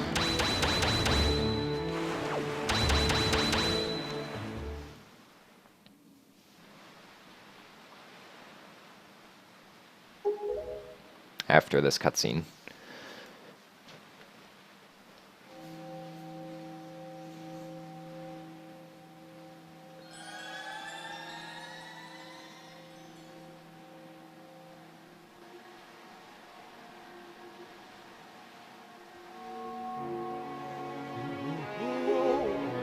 For some reason, this cutscene, I think, takes place on the same map where you ring the bell to the Tower of the Gods. I don't know why they did that, but that's how it works.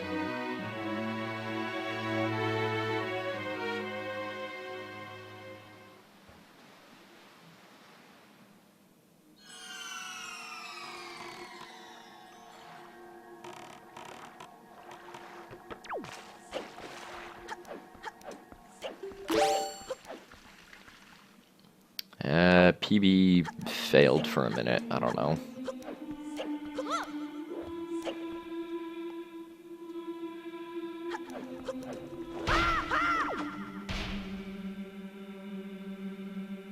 But yeah, we can save a minute, so let's do that.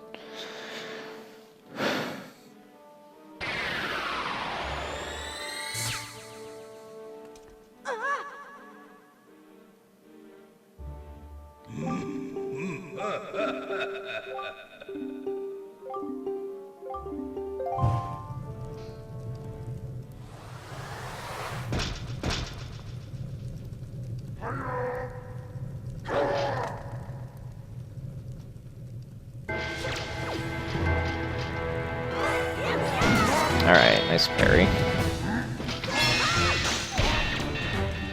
Alright, knock that guy down. That's not that big of a deal. Alright, that was good.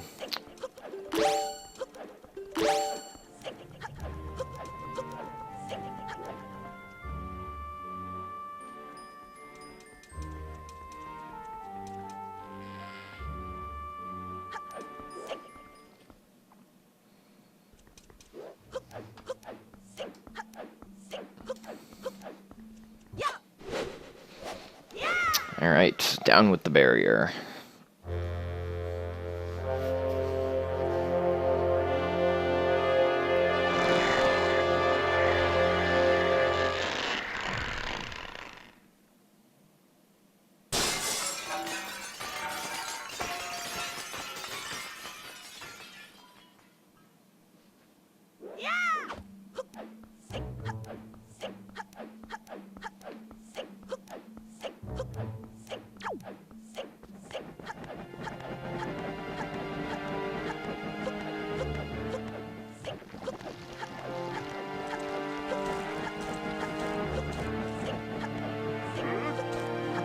Yeah, we just did barrier skip, guys. Totally.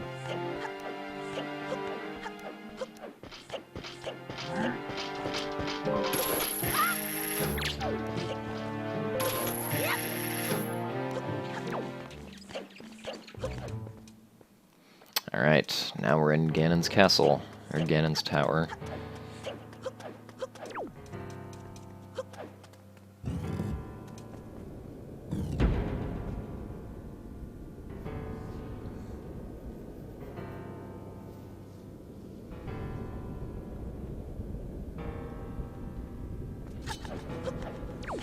Alright, let's do trial skip.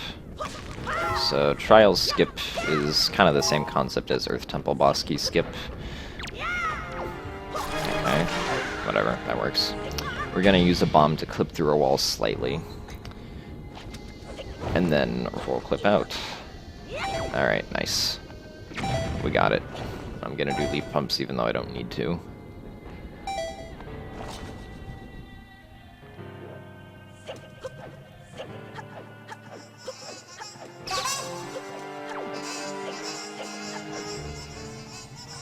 And we can just kind of sidle through that door to hit the loading zone behind it, which is kind of stupid, but it works and it saves time, so why not? Then I pull a bomb here because I want to. Doesn't really do anything.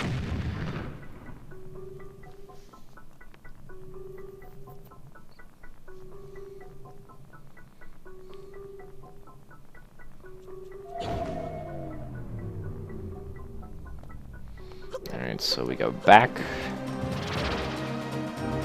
We go left. We go straight.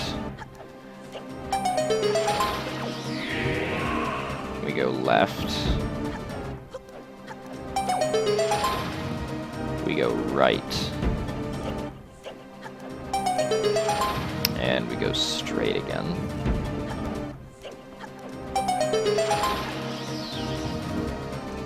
We pull a bomb here because more bars come down. Hopefully he spawns around me. Okay, he didn't. Okay. Just hit him like that.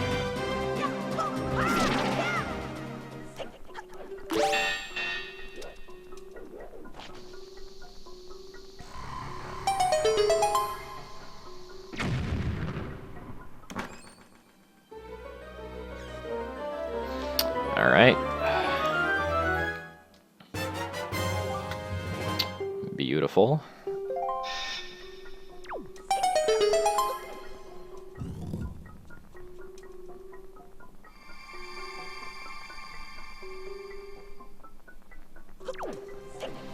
Alright, Cryptic, you want to take over when I do Puppet Ganon? I'll let you take over the controller, and you can do Puppet Ganon for me.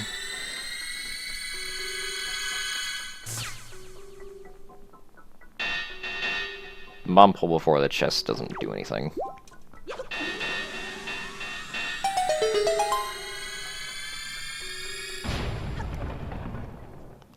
Cryptic is like a god at Puppet Ganon, by the way.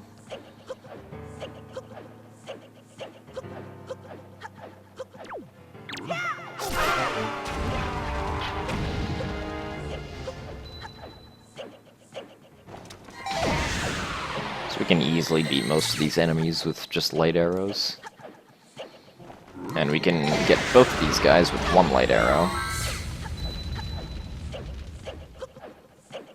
Come on, Cryptic, just do it for me, man, alright? Ouch. I get an arrow drop from this orb, but avoid the Knight's Crest.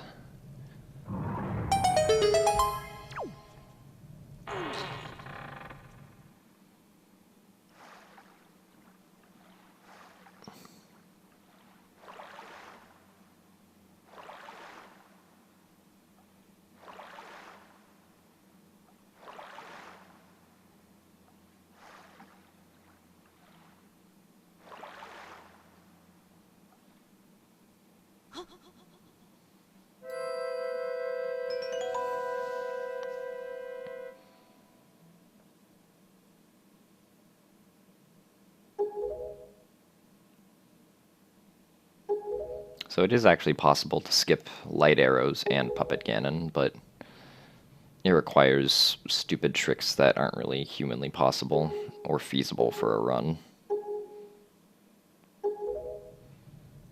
So we don't do them.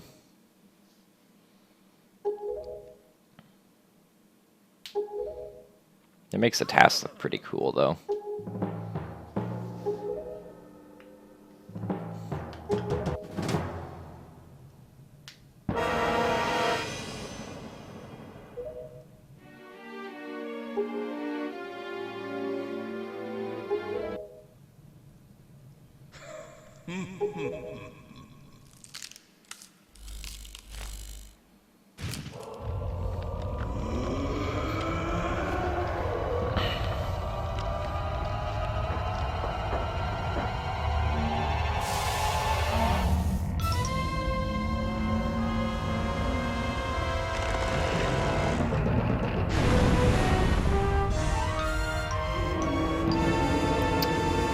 Alright, Puppet Ganon, let's go.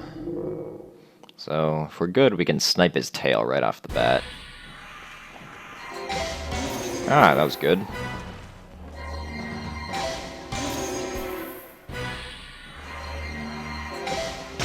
Very nice. Alright, that is an excellent first phase.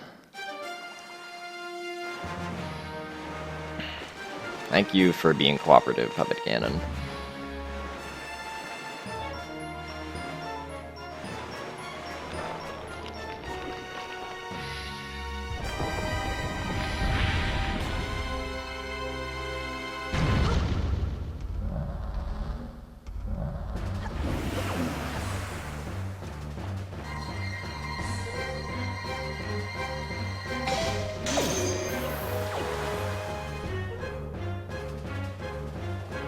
use Cryptic. I don't know how to do the Crypt shot.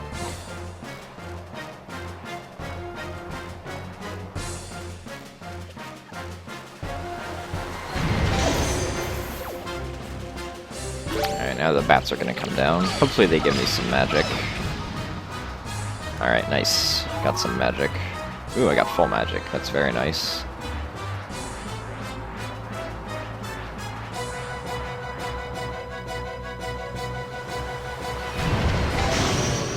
I almost missed that shot, but thankfully I didn't.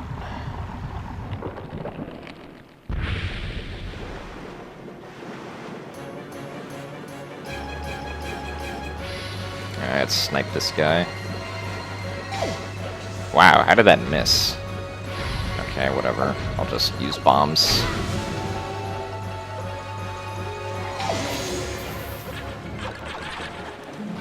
I don't know how to do Trog Shot either.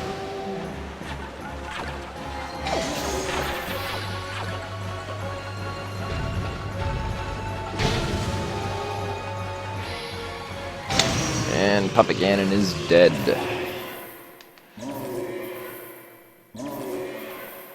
Goodbye, Puppet Ganon.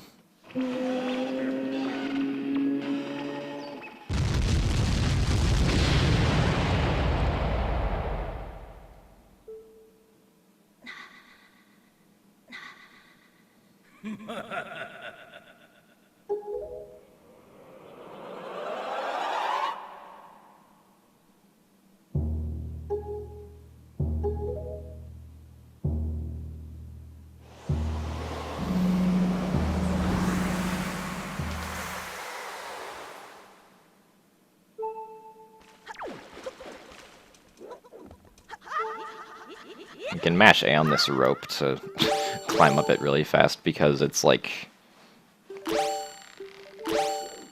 It's like a really long rope. And it has like a really wide swing radius, so you can just kind of hop up it. I don't know, it's weird.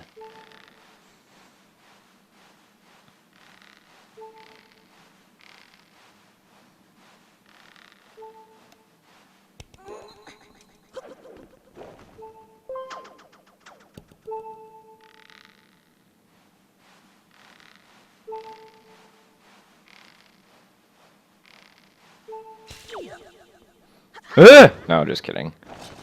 We're good. No need to panic.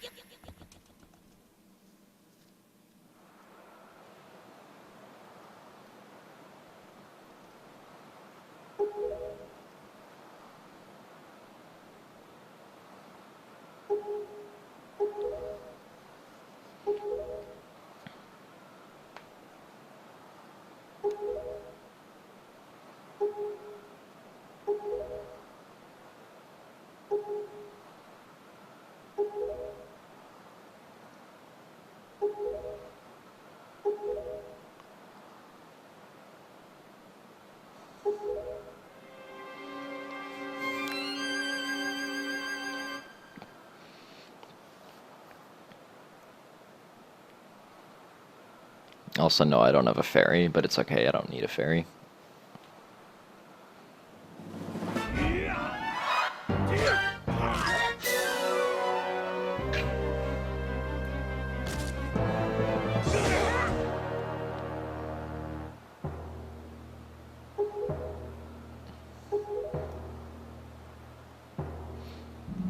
Well, Wixie, I knew I had Leaf equipped. I leafed into the center so I could get hearts. I made sure of that. I mean, come on, what's wrong with scaring the chat once in a while?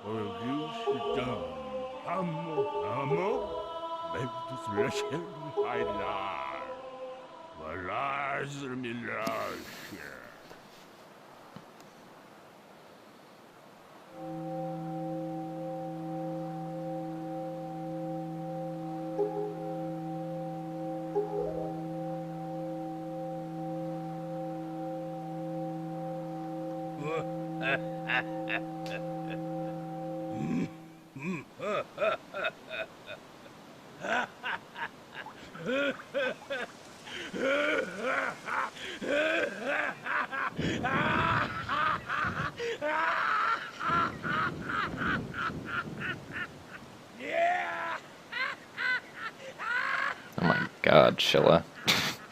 Please.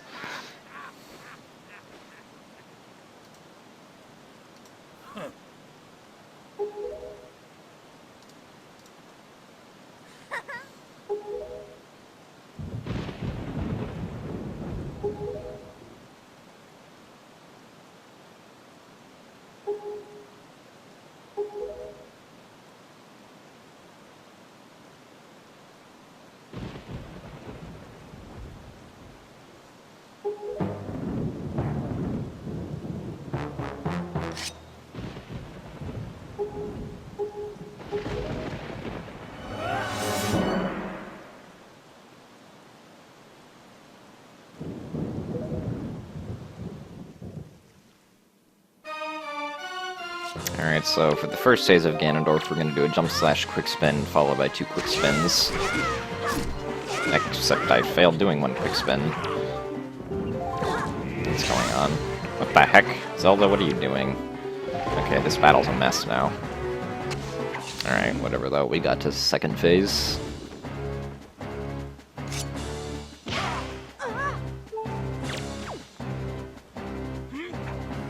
Alright, so we want to be able to parry him. Alright. Do some... I wanted to do some jump slash quick spins. Also, he tried to kick me. Oh, wait, I needed 1 more hit. God dang it. Alright, good.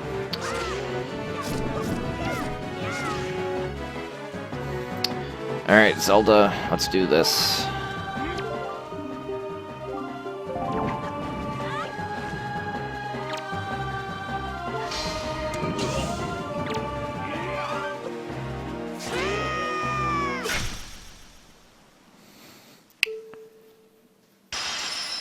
Alright.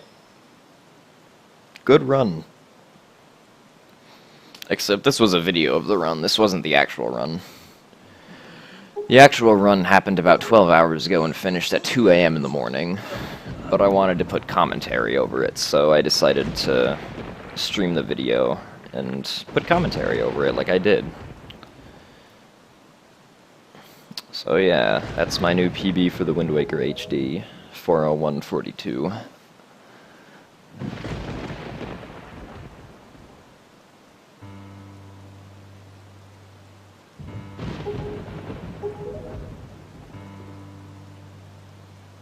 No, I'm not joking.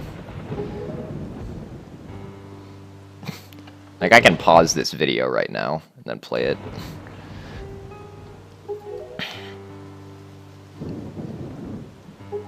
But I mean, I did what I wanted to. I wanted to put commentary over it. I didn't want it to just be a blank video.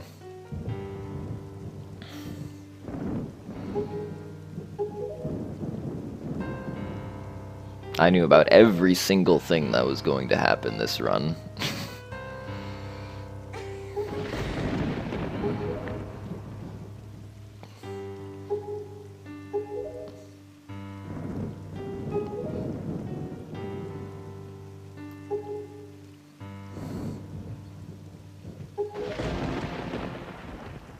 Why do you think I mentioned the fact that a fairy can sometimes heal you at Mother and Child Isles?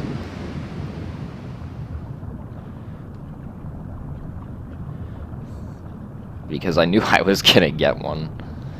I knew that I was gonna have an insane first phase Puppet Ganon, I knew I was gonna lose time at Cabana Deed. I knew about all of it.